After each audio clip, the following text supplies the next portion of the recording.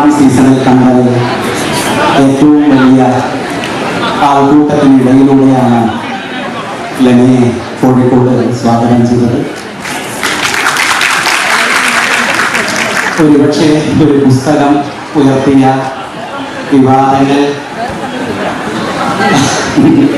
ആ പുസ്തകം ഉണ്ടാക്കിയ കുഴപ്പങ്ങളെല്ലാം ലെനയ്ക്ക് തീർച്ചയായും ഞാൻ ഇനിയും തുറന്നെഴുതേണ്ടതുണ്ട് എന്ന തോന്നലാണ് ഉണ്ടാക്കിയതെങ്കിലും ഇവരെ കൊണ്ട് ഇനിയും എന്തെങ്കിലും എഴുതാതിരിക്കാനാണോ ഒരു സമൂഹം ശ്രമിക്കുന്നത് എന്ന് തോന്നിപ്പിക്കുന്ന ഘട്ടത്തിലാണ് ഇത്ര വലിയ ആൾക്കൂട്ടം ഹർഷാരവങ്ങളോടെ അവരെ സ്വാഗതം ചെയ്യുന്നത് എന്ന സന്തോഷം ഈ സെഷൻ ഇരിക്കുമ്പോൾ വ്യക്തിപരമായി എനിക്കുണ്ട്. കാരണം നമുക്കെപ്പോഴും നമ്മുടെ ശീലങ്ങളിലുള്ള മനുഷ്യരെയാണ് ഇഷ്ടം എന്ന കുഴപ്പം നമുക്കുണ്ട്.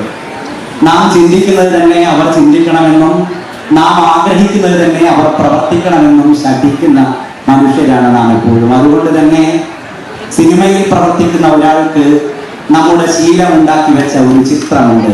ഒരു സിനിമാക്കാരി ഇതായിരിക്കണം, അവരങ്ങേയറ്റം നോർമലായ ഒരാളായിരിക്കണം എന്ന തോന്നൽ നമുക്കുണ്ട്. അതുകൊണ്ട് തന്നെ അബ്നോർമലാണ് ലെന എന്ന പ്രശ്നം തീർച്ചയായും നമ്മളെ സംബന്ധിച്ചിടത്തോളം ഉണ്ട് എന്നാണ് എനിക്ക് തോന്നുന്നത്. അബ്നോർമലായി ഇരിക്കുന്നതിൻ്റെ സുരക്ഷിതത്വത്തെ കുറിച്ച് ചോദിച്ചുകൊണ്ട് തുടങ്ങാം എന്നാണ് വിചാരിക്കുന്നത്. വട്ടാണ് ലെനയ്ക്ക് എന്ന് പറയുന്നവർക്കിടയിൽ ഇങ്ങനെ വന്നിരിക്കുമ്പോൾ എന്ത് തോന്നുന്നു എന്ന് ചോദിച്ച് നമുക്ക് ആരംഭിക്കാം. നമസ്കാരം കോഴിക്കോട്. എന്നും സിനിമയ്ക്ക് ഏറ്റവും കൂടുതൽ പ്രോത്സാഹനം കിട്ടുന്നത് കോഴിക്കോട് നിന്നാണ്.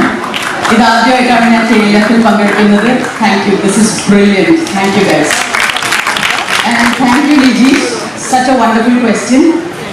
അപ്പോൾ 2 വാക്കാണ് ഇതിൽ ക്ലാരിഫൈ ചെയ്യാനുള്ളത്. ഒന്ന് നോർമൽ എന്താണ്, വട്ട് എന്താണ്.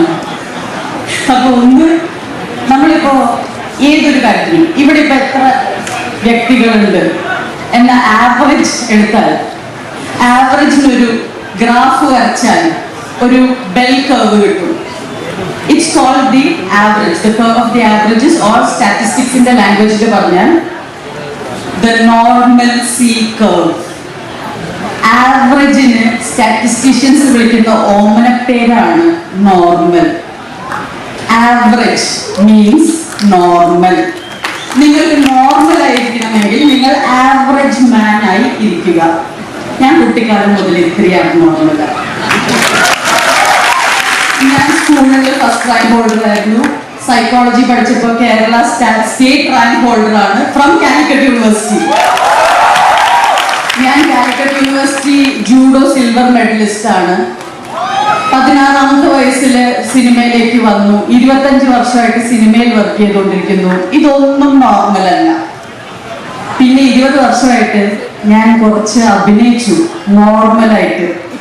ഇന്റർവ്യൂലൊക്കെ വരുമ്പോൾ വളരെ നോർമലായിട്ടുള്ള ആൻസർ പറയുക. ആരെന്ത് ചോദിച്ചാലും ഓ അത്രേ ഉള്ളൂ. 20 വർഷം കഴിഞ്ഞപ്പോൾ എനിക്കങ്ങ് ബോറടിച്ചു. ഈ പുസ്തകം എഴുതിയതിന്റെ പിന്നാലെ ഞാൻ പറഞ്ഞു എന്തായാലും പുസ്തകത്തിലെല്ലാം പറഞ്ഞിട്ടുണ്ട്, അല്ല ഇന്റർവ്യൂവിലും പറഞ്ഞേക്കാം. ഞാൻ നോർമലല്ല. I have always been a little above average. If you are all not happy with being normal, average, then be free. ആൾക്കാർ നമ്മളെ വട്ടെന്ന് വിളിക്കും. വട്ടിന്റെ അർത്ഥം എന്താണ്? ഒരാൾ വന്ന് നമ്മളോട് എന്തോ പറഞ്ഞു, നമുക്ക് മനസ്സിലായില്ല. നമ്മൾ എന്താ പറയാ, അവനിപ്പോ എന്താ പറഞ്ഞു, അവൻ എന്തോ പറഞ്ഞിട്ട് പോയി, അവന് വട്ടാം. എന്താ, എനിക്ക് മനസ്സിലായില്ല, അത് കാരണം അവന് വട്ടാം. എനിക്കൊരു കുഴപ്പമില്ല, ഞാൻ അടിപൊളിയാ അല്ലെ? പറയുന്ന ആൾക്കാരെപ്പോഴും അടിപൊളിയാ. ആകെ അവർക്ക് മനസ്സിലാവാത്ത കാര്യം പറഞ്ഞവനാണ് വട്ട്. മനസ്സിലാവാത്ത ആളെന്നും നോർമലാണ്. Correct. He is average. Average മനുഷ്യന്മാരെ ചോറിയാൻ നിൽക്കരുത്. പറയാനുള്ളത് പറയുക, അവർക്ക് പറയാനുള്ളത് അവർ തിരിച്ചു പറയും. തിരിച്ച് വീണ്ടും മറുപടി കൊടുക്കാതിരിക്കുക. മറുപടി കൊടുക്കുന്നവൻ നോർമലായി. So I hope that answers your question. പക്ഷെ നമ്മളുടെ ഈ ആവറേജായ ആളുകളെ ചൊറിയാൻ നിൽക്കരുത് എന്ന് പറയുമ്പോഴും നാം അല്പം വഴിമാറി നടക്കുന്ന സമയത്ത് അവർക്ക് ചൊറിച്ചിലുണ്ടാകും എന്നുള്ളതൊരു പ്രശ്നമാണ്. നാം ചൊറിഞ്ഞിട്ടല്ല അതുണ്ടാകുന്നത് എന്നൊരു കുഴപ്പമുണ്ട്. ഈ പുതിയ പുതിയ വഴികൾ നിർമ്മിക്കാൻ ശ്രമിക്കുന്ന മനുഷ്യരെ, വഴിമാറി നടക്കുന്ന ആളുകളെയൊക്കെ നാം കാലങ്ങളായി വിളിച്ചു പോരുന്ന ഒരു പേര് വഴിതെറ്റിപ്പോയവർ എന്നാണ്. വഴിതെറ്റിപ്പോകുന്ന ഒരു സമൂഹത്തെ, വഴിതെറ്റിപ്പോകുന്ന ഒരാളെ ലെന അല്പം മുമ്പേ പറഞ്ഞ നോർമൽ ജീവിതത്തിലേക്ക് വലിച്ചു ഇടാനുള്ള സിദ്ധാന്തങ്ങളും മെഡിക്കൽ സംവിധാനങ്ങളും ഒക്കെ നാം ഉണ്ടാക്കി വെച്ചിട്ടുണ്ട്. നമ്മളുടെ സൈക്കോളജി, നമ്മുടെ സൈക്യാട്രി എല്ലാം പ്രവർത്തിക്കുന്നത്, നേരത്തെ പറഞ്ഞ വട്ടിനെ ചികിത്സിക്കുന്ന സകലമാന സംവിധാനങ്ങൾ പ്രവർത്തിക്കുന്നത് ഒരുപക്ഷെ ആരും വഴിതെറ്റാത്ത ഒരു ലോകം നിർമ്മിക്കാനാണെന്ന് തോന്നുന്നു. സത്യം. വഴി തെറ്റിപ്പോകുന്നവരുണ്ട്. അതിനൊക്കെ നമുക്ക് വണ്ടി ഓടിച്ചു പോകുമ്പോൾ ഗൂഗിൾ മാപ്സ് ഉണ്ട്. അതുപോലെ നമുക്ക് സമനില തെറ്റുമ്പോഴൊക്കെ നമുക്ക് നോർമലായിട്ട് ജീവിക്കണമെന്ന ആഗ്രഹമുള്ള ഒരുപാട് ആൾക്കാരുണ്ടല്ലോ ലോകത്ത്. അവരെ സഹായിക്കുന്നവരാണ് സൈക്കോളജിസ്റ്റും സൈക്യാട്രിസ്റ്റും. നമുക്ക് ഈവൻ നമ്മുടെ ലീഗൽ സിസ്റ്റം, നമ്മുടെ റിലിജിയൻ, ഇതൊക്കെ വഴി തെറ്റാതെ പോകണം എന്ന ആഗ്രഹം ഉള്ളവര് പക്ഷെ വഴി തെറ്റിപ്പോയി അവരെ തിരിച്ചു കൊണ്ടുവരാൻ സഹായിക്കുന്ന ഒരുപാട് ഉപാധികളാണ് ഇതെല്ലാം.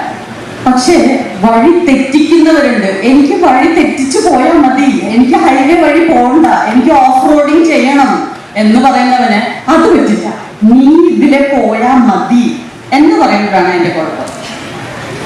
പലവർക്കും എല്ലാവർക്കും അവരുടേതായ ഫ്രീഡം ഉണ്ട്. We have one body and we have one life time in this body. ഈ ബോഡിയിൽ എനിക്ക് എന്ത് ചെയ്യണമെന്ന് മറ്റുള്ളവരെ ദ്രോഹിക്കാത്ത വിധത്തിൽ ജീവിച്ചു പോയുള്ള അധികാരം നമുക്ക് എല്ലാവർക്കും ഉണ്ടായിരിക്കണം. അത് മറ്റുള്ളവർക്ക്, ഈ നമ്മൾ നേരത്തെ പറഞ്ഞ നോർമൽ ആവറേജ് മനുഷ്യന് അത് തെറ്റാണെന്ന് തോന്നിയാൽ that's his problem. If you want to live your way, nobody should have the right to stop you, as long as you are not disturbing others. മറ്റുള്ളവരെ ബുദ്ധിമുട്ടിക്കാത്ത രീതിയിൽ നിങ്ങൾ നിങ്ങളുടെ ജീവിതം നിങ്ങളുടെ ഇഷ്ടം അനുസരിച്ച് ജീവിക്കുകയാണെങ്കിൽ, ഞാൻ ഇന്റർവ്യൂവിൽ പറഞ്ഞത് വീണ്ടും ഒന്നുകൂടെ പറയാം, എനിക്ക് അത് അറിയാൻ ഇഷ്ടമുള്ള, വിത്ത് ഗ്രേറ്റ് താൻ തോന്നിത്തരം കംസ് ഗ്രേറ്റ് റെസ്പോൺസിബിലിറ്റി. താൻ തോന്നിത്തരമൊക്കെ കാണിക്കാം, പക്ഷെ റെസ്പോൺസിബിൾ ആയിട്ട് കാണിക്കണം, മറ്റുള്ളവർക്ക് ബുദ്ധിമുട്ടുണ്ടാക്കാതെ. ബുദ്ധിമുട്ടുണ്ടാക്കിയാൽ തീർച്ചയായും സൈക്കോളജിസ്റ്റും സൈക്യാട്രിസ്റ്റിന്റെ അടുത്തേക്ക് ആൾക്കാരെ കൊണ്ടുപോകും. അതിന്റെ എല്ലാ ചിട്ടവട്ടങ്ങളും ഫോളോ ചെയ്യേണ്ടി വരും. ഞാനത് ഫോളോ ചെയ്ത ആളാണ്. പക്ഷെ ഞാൻ ആർക്കും ബുദ്ധിമുട്ടുണ്ടാക്കിയത് കൊണ്ടല്ല, എൻ്റെ വീട്ടുകാർക്ക് ഞാൻ പറയുന്നത് മനസ്സിലായില്ല. അപ്പൊ എൻ്റെ വീട്ടുകാർ പറഞ്ഞു ഇവളെ രക്ഷിക്കണം, എന്നെ രക്ഷിക്കാൻ ശ്രമിച്ചതാ, അവർക്ക് മനസ്സിലാവുന്നില്ല. അപ്പൊ അവർ പറഞ്ഞു, നമ്മൾ പറഞ്ഞ മെയിൻ വാക്ക് വട്ട്, ഇത് വട്ടാണ്. ഇപ്പോ പൊതുസമൂഹത്തിലിറങ്ങി സംസാരിച്ചു തുടങ്ങിയപ്പോഴാണ് സത്യത്തിൽ എന്റെ വീട്ടുകാർക്ക് പോലും തോന്നി തുടങ്ങിയത്, ഇതിങ്ങനെയൊക്കെയാണോ? So it's fine. നമുക്ക് ആരോടും ദേഷ്യമൊന്നുമില്ല, ദേഷ്യവും വൈരാഗ്യമൊന്നുമില്ല. ആവറേജ് ആയിട്ടുള്ള ഒരു ചിന്താഗതി മനസ്സിലാക്കിക്കൊണ്ട് തന്നെ അവരെ ബുദ്ധിമുട്ടിക്കാതെ, ഞാൻ 20 കൊല്ലം സുഖമായിട്ട് ജീവിച്ചു, ആർക്കും ഒരു ബുദ്ധിമുട്ടുണ്ടായിരുന്നില്ലല്ലോ ഇവിടെ, ഇല്ലല്ലോ. എന്നെ 10-25 വർഷമായിട്ട് കാണുമല്ലോ എല്ലാവരും. ഇപ്പൊ ഈ ബുക്ക് എഴുതിയപ്പോ എനിക്ക് മനസ്സിലായത് എന്നെ പോലെ തന്നെ ഒരുപാട് ആൾക്കാരുണ്ട്. ഇവിടെ നിൽക്കുന്ന ഒരു മനുഷ്യൻ പോലും നോർമൽ അല്ലാന്ന് എനിക്ക് ഉറപ്പാണ്. അല്ലെങ്കിൽ നിങ്ങൾ ഇവിടെ ഇരിക്കില്ല, നിങ്ങൾ അവിടെ എവിടെയെങ്കിലും ഇരിപ്പുണ്ടാവും, ബീച്ചിൽ കപ്പലണ്ടി കുറിച്ചോ അല്ലെങ്കിൽ എവിടെയെങ്കിലും ഇരുന്ന് എന്തെങ്കിലും ചെയ്യുന്നുണ്ടാവും. ഇവിടെ വന്ന് ഇങ്ങനെ തിരികെ കൂടി ഇരിക്കുന്നുണ്ടെങ്കിൽ നിങ്ങൾ ആരും നോർമൽ അല്ല. So thank you so much for being here and please follow your heart. നിങ്ങളുടെ ഉള്ളിന്റെ ഉള്ളിൽ തീവ്രമായിട്ടുള്ള എന്തൊക്കെ ആഗ്രഹമുണ്ടോ അത് മറ്റുള്ളവരെ ദ്രോഹിക്കാത്ത വിധത്തിൽ ജീവിക്കുക. Please don't compromise. ലിജീഷിന് ചോദ്യങ്ങളില്ലാന്ന് തോന്നുന്നു. അതിനിടയിൽ ഒരു റിക്വസ്റ്റ് ഇവരുടെ ഭാഗത്ത് നിന്നൊന്ന് സ്പീക്കറിനടുത്ത് നിന്ന് അല്പം മാറി നിന്നില്ലായിരുന്നു, എല്ലാവർക്കും കേൾക്കാൻ കഴിയാത്ത സാഹചര്യം എന്ന് പറയുന്നുണ്ട്. സ്പീക്കറിനടുത്ത് നിന്ന്, എല്ലാ സ്പീക്കറുകളുടെയും അടുത്ത് നിന്ന് അല്പം അകലം പാലിക്കണമെന്ന ഈ സ്പീക്കർ അല്ല ആ സ്പീക്കർ അഭ്യർത്ഥനയുണ്ട്. ഓക്കെ, നമുക്ക് തിരിച്ചു വരാം. ഓട്ടോബയോഗ്രാഫി ഓഫ് ഗോഡ് എന്നാണ് ലെന പുസ്തകത്തിന് കൊടുക്കുന്ന തലക്കെട്ട്. ദൈവത്തിന്റെ ആത്മകഥ. ദൈവത്തെക്കുറിച്ച് ഓഷോ പറഞ്ഞ രസകരമായ ഒരു കഥയുണ്ട്. പണ്ട് ലണ്ടനിലെ തെരുവിൽ ദൈവം മരിച്ചു എന്ന് ലോകത്തോട് ഉച്ചത്തിൽ ആദ്യം വിളിച്ചു പറഞ്ഞത് നീഷെ ആണ് എന്ന് നമുക്കറിയാം. പണ്ട് ലണ്ടനിലെ തെരുവിൽ ദൈവം മരിച്ചു, നീഷെ ഒപ്പ് എന്നെഴുതിയ ഒരു ചിത്രം പറഞ്ഞുകൊണ്ടാണ് ഓഷോ കഥ ആരംഭിക്കുന്നത്. കഥ അവസാനിക്കുമ്പോൾ ഓഷോ പറയുന്നു, വർഷങ്ങൾക്ക് ശേഷം അതേ സ്ഥലത്ത് ഞാൻ മറ്റൊരു ബോർഡ് കണ്ടു, നീഷെ മരിച്ചു, ഒപ്പ് ദൈവം എന്ന്. ദൈവം എന്ന ഭാവനയെ മനുഷ്യനെ എത്ര ശ്രമിച്ചിട്ടും മറികടക്കാൻ ഇതുവരെയും കഴിഞ്ഞിട്ടില്ല. ദൈവം എന്ന് പറയുന്ന ഭാവനയെ മറികടക്കാൻ കഴിഞ്ഞിട്ടില്ല എന്നതുപോലെ തന്നെ ദൈവം എന്ന് പറയുന്ന ഭാവനയെ തന്നാൽ കഴിയും വിധം സുന്ദരമായി നിർമ്മിക്കാനും ഒരു മനുഷ്യ ജീവിതത്തിന് സാധിച്ചതായി നമുക്ക് തോന്നുന്നില്ല. അപ്പൊ എനിക്ക് തോന്നുന്നത് ഈ പറയുന്ന നോർമൽ ജീവിതത്തിലേക്ക് നാം തിരിച്ചു തള്ളിവിടുന്നത് കൊണ്ടാണോ, അല്ലെങ്കിൽ അല്പം വഴിതെറ്റിയൊക്കെ സ്പിരിച്വാലിറ്റിയിലേക്ക് നടന്നു കളയാം എന്ന് വിചാരിക്കുന്ന മനുഷ്യരെ അത് അന്വേഷിക്കേണ്ടതില്ല എന്ന് പറഞ്ഞ് പിൻവലിക്കുന്നത് കൊണ്ടാണോ സത്യത്തിൽ ദൈവം എന്ന് പറയുന്ന ഭാവനയെ കുറെ കൂടെ സുന്ദരമായി നിർമ്മിക്കാൻ നമുക്ക് കഴിയാത്തത്? ഒരുപാട് കാര്യങ്ങൾ ആ ചോദ്യത്തിലുണ്ട്. ഒന്ന്, സ്പിരിച്വാലിറ്റി എന്ന പാത്തിലേക്ക് പോകുന്ന എല്ലാവരും മനസ്സ് എന്ന തലം മറികടക്കാൻ ശ്രമിക്കുന്നവരാണ്. മെന്റൽ റെൽം താരതമ്യം ചെയ്തു കഴിഞ്ഞാൽ നമ്മൾ സ്പിരിച്വൽ റെൽമിലേക്ക് എത്തുള്ളൂ. സ്പിരിച്വാലിറ്റി മൈൻഡിന്റെ അല്ല, മൈൻഡിനെ മറികടക്കുമ്പോഴാണ് ആ ഒരു വിചിത്രമായ ലോകം നമ്മൾ എക്സ്പ്ലോർ ചെയ്യാൻ തുടങ്ങുന്നത്. അപ്പോൾ ഉറപ്പല്ലേ നമ്മുടെ സമനില, മാനസിക സമനില ഇത്തിരി തെറ്റിയ പോലെ തന്നെ ഇരിക്കും. എല്ലാ സ്പിരിച്വൽ സെർച്ച് നടത്തിയിട്ടുള്ള ആരാണെങ്കിലും അവരൊക്കെ എന്തായാലും സമൂഹം ആദ്യം തിരുത്താൻ ശ്രമിക്കും. പിന്നെ ഒരു രക്ഷയില്ല, ഇതിന് നോക്കിയിട്ട് കാര്യമില്ല എന്ന് കൈവിടുമ്പോഴാണ് അവർക്ക് സ്പിരിച്വാലിറ്റിയിലേക്ക് പോകാൻ പറ്റുന്നത്. അല്ലെങ്കിൽ അവര് സ്പിരിച്വൽ ഓർഗനൈസേഷൻസിന്റെ സഹായം എടുക്കും. പക്ഷെ ഈ ദൈവം എന്ന് പറയുന്ന വാക്ക് വളരെ വലിയൊരു അംബ്രല്ലയാണ്. ദൈവം എന്ന് പറയുന്ന വാക്ക് ഒരു റിലിജിയന്റെ അല്ല, അല്ലേ? ദൈവങ്ങൾക്ക് പേര് കൊടുക്കുമ്പോഴൊക്കെയാണ് പിന്നെ ആ പ്രശ്നം വരുന്നത്. അതിലോട്ട് നമുക്ക് പോകണ്ട. ബിക്കോസ് റിലിജിയൻ ഈ പറഞ്ഞ മെന്റൽ റെൽമിന്റെ ഉള്ളിലുള്ള ഒരു കാര്യം തന്നെയാണ്. അതിനൊക്കെ മറികടക്കാൻ ശ്രമിക്കുന്നവരാണ് പിന്നെ സ്പിരിച്വാലിറ്റിയിലേക്ക് എത്തുന്നത്. അപ്പം ഈ പറഞ്ഞ ഗോഡ് എന്ന വേർഡ് എനിക്ക് എക്സ്പ്ലെയിൻ ചെയ്യാൻ ഭയങ്കര ബുദ്ധിമുട്ടാണ്. പകരം നമുക്ക് ചോദ്യങ്ങൾ അങ്ങോട്ട് ചോദിക്കാം. അപ്പൊ നിങ്ങൾ അത് ചിന്തിക്കുമ്പോൾ നിങ്ങൾക്ക് തന്നെ മനസ്സിലാവും നിങ്ങളുടെ ഉള്ളിലുള്ള അതിനെ പറ്റിയുള്ള ചിന്ത എന്താണെന്നുള്ളത്. അപ്പൊ ഞാൻ എപ്പോഴും ചോദിക്കാനുള്ള ഒരു ചോദ്യമുണ്ട്, എൻ്റെ ടെക്സ്റ്റ് ടോക്സിലും ബുക്കിലുണ്ട്, എല്ലായിടത്തും ഉണ്ട്. എൻ്റെ ശരീരം എന്ന് പറയാറുണ്ടോ? ലിജീഷ് പറയാറുണ്ടോ എൻ്റെ ശരീരം എന്ന്? ഈ ശരീരത്തിന്, ആ ശരീരത്തിന്റെ പേരാണോ ലിജീഷ് എന്ന്? അല്ല. ശരി, അപ്പൊ അത് എന്തിന്റെ പേരാണ്? ലിജീഷ്. അതിനും ലെന പറഞ്ഞ പോലെ ഒരുപക്ഷെ ഒറ്റ വാക്കിൽ ഉത്തരം പറയാൻ കഴിയില്ല. നാം ഇന്നോളം ഉണ്ടാക്കിയെടുത്ത ഒരു ബോധമണ്ഡലത്തിന്റെയോ ഞാൻ എന്ന് പറഞ്ഞ് ഞാൻ നിർമ്മിച്ചു വെച്ചിരിക്കുന്ന മറ്റൊരു സ്വത്വത്തിന്റെയോ ചോദ്യം ചെയ്തിട്ടില്ല. ജസ്റ്റ് അതായത് എന്റെ ശരീരം എന്ന് പറയാറുണ്ട് ഈ ശരീരത്തിന്. എന്റെ മനസ്സ് എന്ന് പറയാറുണ്ടോ? എല്ലാവരോടും കേട്ടോ, ഈ ജീഷ് ഇവിടെ ഇരിക്കുന്നോണ്ട് ഞാൻ ചോദിച്ചെന്നുള്ളൂ. എല്ലാവരും ഇത് ചിന്തിക്കാം. നിങ്ങളൊക്കെ പറയാറുണ്ടോ എന്റെ ശരീരം എന്ന്? ഇപ്പൊ അവിടെ ഏത് ശരീരത്തിലാണോ ഇരിക്കുന്നത് അതിനെ അപ്പുറത്തിരിക്കുന്ന ആളുകൾ അത് പറയരുത് കേട്ടോ, ബുദ്ധിമുട്ടാണ്. അപ്പോ എന്റെ ശരീരം എന്ന് പറയുന്നു, എന്റെ മനസ്സ് എന്നും പറയുന്നു. ഇതാരാണ് ഈ ശരീരവും മനസ്സൊക്കെ എന്റെ ആണെന്ന് അധികാരപ്പെടുന്നത്? ആരാണ് പറയുന്നത് എന്റെ ശരീരം എന്റെ മനസ്സ്? നിങ്ങൾ തന്നെ ഇപ്പൊ പറഞ്ഞത്, നിങ്ങൾ തന്നെ ഉത്തരം തരണം. എന്റെ ശരീരം എന്റെ മനസ്സ് എന്ന് അവകാശപ്പെടുന്നത് ആര്? നമ്മൾ തന്നെയാണ്. നമ്മൾ എന്ന് പറഞ്ഞാൽ ശരിയാവില്ല. ഏത് നമ്മൾ? ഞാനില്ല ആ നമ്മൾ. തന്നെ തന്നെ പറഞ്ഞാൽ മതി. ഞാനിത് എന്റെ ശരീരം എന്ന് പറഞ്ഞിട്ടില്ല. എനിക്ക് തോന്നുന്നത് നേരത്തെ ആവറേജ് എന്ന് പറഞ്ഞ് ഞാൻ വരച്ചു വെച്ചിരിക്കുന്ന ഒരു ചിത്രത്തിൽ വരുന്ന ഒരു മഹാഭൂരിപക്ഷം മനുഷ്യരുണ്ട്. നാം എപ്പോഴും ഇതിനെ നമ്മുടെ തന്നെ പ്രയോഗിക്കുന്നില്ല. ഞാൻ ലെനയെ മാറ്റി നിർത്തിയിട്ട് എന്റെ കൂടെ കിട്ടാവുന്ന കുറച്ചുപേരെ കൂടെ കൂട്ടിയാണ് പറഞ്ഞു. എന്റെ ശരീരം എന്റെ മനസ്സ് എന്നൊക്കെ പറയുമ്പോഴും നമ്മളെല്ലാവരും പറയാറുണ്ട് ഇതിനപ്പുറത്ത് അല്ലേ? ഈ എന്റെ ശരീരം എന്റെ മനസ്സ് എന്ന് പറയുന്നത് ആരാണ്? ഇതറിയില്ലെങ്കിൽ ഒരു കാരണവശാലും 100% പീസ് ഓഫ് മൈൻഡ്, ആൻസൈറ്റി ഇല്ലായ്മ, സ്ട്രെസ് ഇല്ലായ്മ ഒരാൾക്കും ഉണ്ടാവില്ല. ബേസിക് ചോദ്യത്തിന് ഉത്തരം അറിയില്ല. അതിന്റെ മുകളിലിരിക്കുകയാണ് ദൈവം ഇതാരോടും പറയല്ലേ, എനിക്കിതറിയില്ല, ഞാൻ ആരാണെന്ന് എനിക്കറിയില്ല. അപ്പോഴാണ് കോഴിക്കോട് നിന്ന് നമ്മളോട് പണ്ടൊരാൾ വളരെ ക്ലിയർ ആയിട്ട് പറഞ്ഞിട്ടുണ്ട്, നീ ആരാണെന്ന് എന്നോട് ചോദിക്കേ, ഞാൻ ആരാണെന്ന്.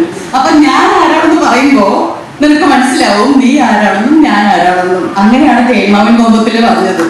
അന്ന് ഞാൻ കുറെ നേരം ചിന്തിച്ചു, ഇതെന്തോ വലിയ കാര്യമുണ്ടല്ലോ. എന്താ തന്നെ ഞാൻ എന്നല്ല വിളിക്കുന്നത്. ആരാണ് എന്റെ ശരീരം എന്റെ മനസ്സെന്ന് ആരാ പറയണെന്ന് ചോദിച്ചാൽ ലിജീഷ് പറയും ഞാനാണ്, ഞാനും പറയും ഞാനാണ്. ആ ഓരോ ശരീരത്തിന്റെ ഉള്ളിലിരിക്കുന്ന ആ അവകാശപ്പെടുന്ന ആരാണോ പറയും ഞാനാണ്. അപ്പൊ നമുക്ക് ഒരൊറ്റ ഞാനിന്റെ ഉത്തരം കിട്ടിയ എല്ലാവർക്കും ഉത്തരം ഇല്ലേ? എല്ലാവരും ഞാനല്ലേ? അതാണ് ഈ പറഞ്ഞ ഇംഗ്ലീഷിൽ ഐ എന്ന് നമ്മൾ ആവശ്യപ്പെടുന്നത്. ഇനി ഈ ഞാൻ ആരാ എന്ന് ചോദിക്കാൻ ആദ്യം പഠിപ്പിച്ചത് രമണ മഹർഷിയാണ്. രമണ മഹർഷിയുടെ അടുത്ത് ആര് ചെന്നാലും എന്ത് ചോദ്യം ചോദിച്ചാലും പറയും ആരാ ഇത് ചോദിക്കുന്നത്? Ask who am I and you will reach the answer. കുറെ പേർക്ക് വയസ്സായി മരിച്ചുപോയി, ഉത്തരം കിട്ടിയില്ല. അപ്പൊ ഞാനിങ്ങനെ അതിനെ കുറച്ചുകൂടെ സിംപ്ലിഫൈ ചെയ്യാൻ പറ്റുമോ എന്ന് നോക്കിയിട്ടാണ് എന്റെ പുസ്തകത്തില് 5 W's ആക്കിയത്. ഈ ഹൂ ആം ഐ എന്ന് ചോദിക്കുമ്പോഴും വളരെ പേഴ്സണൽ ആയിട്ട് തോന്നിയില്ലേ? ഇപ്പൊ ഞാൻ എന്തോ ലിജീഷിനെ പേഴ്സണലി അറ്റാക്ക് ചെയ്ത പോലെ തോന്നി. അവിടെ നിന്ന് മാറ്റി നിങ്ങളുടെ അടുത്തേക്ക് നിങ്ങൾക്ക് പേഴ്സണൽ അറ്റാക്ക് ആയിട്ട് തോന്നി. അത് നമ്മൾ ന്യൂട്രലൈസ് ചെയ്ത് എല്ലാം ഒരൊറ്റ ഞാനല്ലേ എന്ന് ചോദിച്ചപ്പോ എല്ലാവരും റിലാക്സ് ആയി, എല്ലാവരും മുഖത്ത് ചിരി തിരിച്ചു വന്നു അല്ലേ?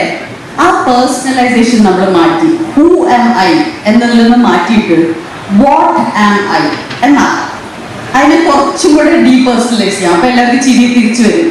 ആം മാറ്റിയിട്ട് ഇസ് ആക്കാം. അപ്പൊ ഞാൻ ആരാ എന്നല്ല, ഞാൻ എന്താ. അപ്പൊ ഈ ഞാൻ എന്താന്നല്ല ചോദിക്കണേ, ഞാൻ എന്ന വാക്ക് എന്താ. എല്ലാവർക്കും ചിരി വന്നു, കംഫർട്ടബിൾ ആയി. ഞാനതിൽ ഉൾപ്പെടുന്നില്ലല്ലോ.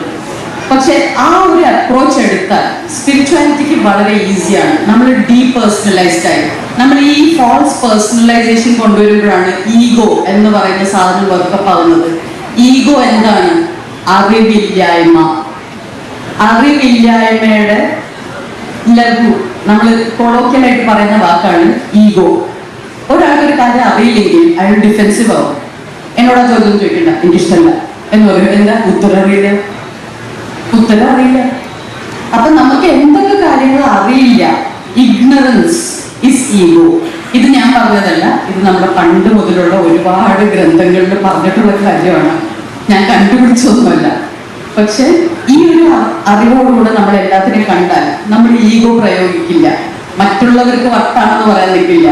നമുക്കൊരു കാര്യം മനസ്സിലായില്ല, അത് മനസ്സിലാക്കാൻ ശ്രമിക്കും. അപ്പോ നമ്മുടെ അറിവില്ലായ്മ കുറയും, അപ്പൊ നമ്മുടെ ഈഗോവും കുറയും. അപ്പോ വാട്ട് ആം ഐ എന്ന ചോദ്യത്തിലേക്ക് വന്ന ഞാൻ എന്റെ ഉത്തരം പറഞ്ഞു തരട്ടെ. ഞാനിന്റെ എല്ലാവരും ഞാൻ അത് തന്നെയാണോ നോക്കാം. എല്ലാവരും എന്റെ ശരീരം എന്റെ മനസ്സ് പറയുന്ന ആരാ? ഞാൻ എന്ന് പറഞ്ഞു. വാട്ട് ഇസ് ഞാൻ? ഞാൻ ഈക്വൽസ് ജീവൻ, ലൈഫ്. ഞാൻ ജീവനാകുന്നു. എന്റെ ശരീരവും മനസ്സുമാണ്. ഞാൻ തന്നെയാണ് എല്ലാ ശരീരങ്ങളിലും മനസ്സുകളെയും ചലിപ്പിക്കുന്നത്. ഞാൻ ആ ശരീരത്തിൽ നിന്നും മനസ്സിൽ നിന്നും മാറിക്കഴിഞ്ഞാൽ ആ ശരീരത്തിനെ കുഴിച്ചിടുക, കത്തിച്ചു കളയുക, എന്തെങ്കിലും ചെയ്യേണ്ടി വരും. അത് നാറും. അപ്പൊ നമ്മൾ നമ്മുടെ ശരീരമല്ല, നമ്മൾ നമ്മുടെ മനസ്സല്ല, നമ്മൾ ജീവനാണ്. നമ്മൾ ഇൻഡിസ്ട്രക്റ്റബിൾ ആണ്. ഞാൻ ആ ജീവനെയാണ് ദൈവം എന്ന് വിളിക്കുന്നത്. For me God equals life. നമ്മുടെ എല്ലാവരുടെയും എന്ന് പറയുന്നേക്കാളും നമ്മളെല്ലാവരും ജീവനാണ്. പല രൂപത്തില്, പല രൂപത്തില്. ഒരു രൂപം മറ്റേ രൂപം പോലെ അല്ല. ചിന്തിക്കുന്നത്, പ്രവർത്തിക്കുന്നത് ഒന്നും ഒരുപോലെയല്ല. എന്തുകൊണ്ട്? ജീവൻ എന്തിന് റിപ്പീറ്റ് ചെയ്യണം? ജീവൻ പല അനുഭവങ്ങളും എക്സ്പ്രഷൻസുമാണ് ആവശ്യം. അതിനു വേണ്ടിയിട്ടാണ് ഇവിടെ രൂപമെടുക്കുന്നത്. എല്ലാവരും ഒരുപോലെ ആവാനല്ല, അവരെ പോലെ ആവാൻ വേണ്ടിയിട്ടാണ് ജീവൻ ആ രൂപമെടുത്തത്. നമ്മുടെ റെസ്പോൺസിബിലിറ്റി ആണ് ഫുള്ളായിട്ട് ജീവനായിട്ട് ജീവിക്കുക. ജീവൻ എന്താണെന്ന് അറിയണമെങ്കിൽ ഒരു രൂപം വേണം, അതിലൂടെ ജീവിക്കണം. നമ്മളെല്ലാവരും ജീവിക്കാൻ വേണ്ടി രൂപം എടുത്ത ജീവനാണ്. ഇതാണ് ഞാൻ മനസ്സിലാക്കിയിട്ടുള്ളത്. നിങ്ങളുടെയൊക്കെ ഞാൻ അത് തന്നെയാണെങ്കിൽ നീ ആരാണെന്ന് നിനക്ക് അറിയില്ലെങ്കിൽ എന്നോട് ചോദിക്കും ഞാൻ ആരാണ്. അപ്പൊ ഞാൻ ആരാണെന്ന് പറയുമ്പോൾ നിനക്ക് മനസ്സിലാവും നീ ആരാണെന്നും ഞാൻ ആരാണെന്നും. നമ്മളെല്ലാവരും ഒന്നാണ്. നമ്മളെല്ലാവരും ഒരേ ജീവനാണ്. ഒരേ ജീവന്റെ പല രൂപങ്ങളാണ്.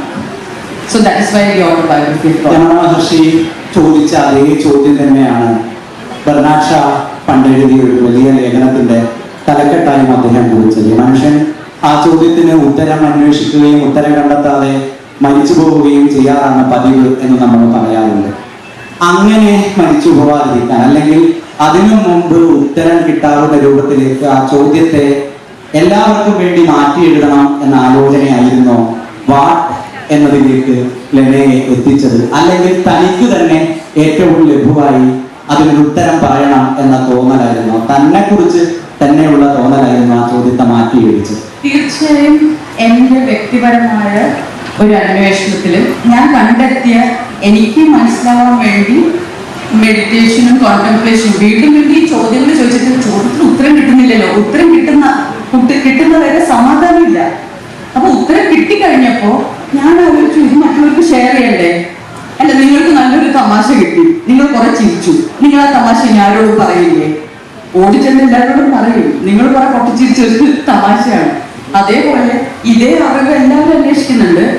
ഇപ്പോ ആരൊക്കെ ഏത് രീതിയിൽ ഇതേ സത്യം പകർത്താൻ നോക്കിയിട്ടുണ്ടോ, ഞാൻ എനിക്ക് മനസ്സിലായ രീതിയിൽ ചിലപ്പോൾ മറ്റുള്ളവർക്ക് മനസ്സിലാക്കാൻ കുറച്ചുകൂടി ഈസി ആയിരിക്കും എന്ന് വിചാരിച്ച് ഞാൻ ഷെയർ ചെയ്തു, അത്രേ ഉള്ളൂ. ആർക്കെങ്കിലും ഉപകാരപ്പെട്ടെങ്കിൽ വലിയ സന്തോഷം, ഉപകാരപ്പെട്ടില്ലെങ്കിൽ മറന്നു കളയും. Just forgive me. ലോകം ആഘോഷിച്ച ഒരു എഴുത്തുകാരിയാണ് ആൻ റൈസ് എന്ന് പറയുന്ന എഴുത്തുകാരി. ഒരുപാടേറെ പുസ്തകങ്ങൾ ഇന്നും ബെസ്റ്റ് സെല്ലറുകളായി ആൻ റൈസിന്റെ പുസ്തകങ്ങൾ വരുന്നു. ആൻ റൈസ് ആദ്യമായി തന്റെ ഒരു പുസ്തകം എഴുതിയ ഒരു പബ്ലിക്കേഷനെ സമീപിച്ച സമയത്ത് ആ പബ്ലിഷർ ആൻ റൈസിനോട് പറഞ്ഞു, നമ്മളുടെ പ്രസാധക സംരംഭം ഇത്തരം പുസ്തകങ്ങൾ അടിക്കുന്ന ഒരു സ്ഥലമല്ല, അതുകൊണ്ട് ഇത്തരം പുസ്തകങ്ങൾ പ്രസിദ്ധീകരിക്കാൻ ഞങ്ങൾക്ക് ബുദ്ധിമുട്ടുണ്ട് എന്ന് പറഞ്ഞ് ലെറ്റൺ എന്ന് പറയുന്ന ഇംഗ്ലീഷിലെ ഫേമസ് ആയ ഒരു പബ്ലിഷിംഗ് കമ്പനി ആൻ റൈസിനെ തിരിച്ചയച്ചു. എനിക്ക് തോന്നുന്നത് പിൽക്കാലത്തുള്ള ആൻ റൈസിന്റെ പ്രധാനപ്പെട്ട സൃഷ്ടികളെല്ലാം ഏറ്റവും കൂടുതൽ വിറ്റഴിച്ചത് അതേ പബ്ലിക്കേഷനിലൂടെയായിരിക്കും. ലെന പറയുന്നത് പബ്ലിക്കേഷന് മനസ്സിലാവില്ല എന്ന തോന്നൽ ഉള്ളത് കൊണ്ടായിരിക്കുമോ സ്വയം പബ്ലിഷ് ചെയ്ത് ബെസ്റ്റ് സെല്ലറാക്കി ഒരു ആൻ റൈസിനെ പോലെ തിരിച്ചു വന്ന് ഇതേ പബ്ലിക്കേഷനുകളെ കൊണ്ട് തന്നെ ഞാൻ എന്നെ വിൽപ്പിക്കുമെന്ന ഒരു തീരുമാനം ഈ പുസ്തകം എഴുതുന്നതിനെ എടുത്തു? ഒരിക്കലില്ല. എല്ലാവർക്കും അറിയാം, ഞാൻ മലയാള സിനിമയിലാണ് 16 വയസ്സ് മുതൽ വർക്ക് ചെയ്തിട്ടുള്ളതും. പുസ്തകങ്ങൾ വായിക്കുമേ എന്നുള്ളൂ, ലിറ്ററേച്ചറിനെ കുറിച്ച് അറിയില്ല. ഞാൻ പഠിച്ചത് ലിറ്ററേച്ചർ അല്ല.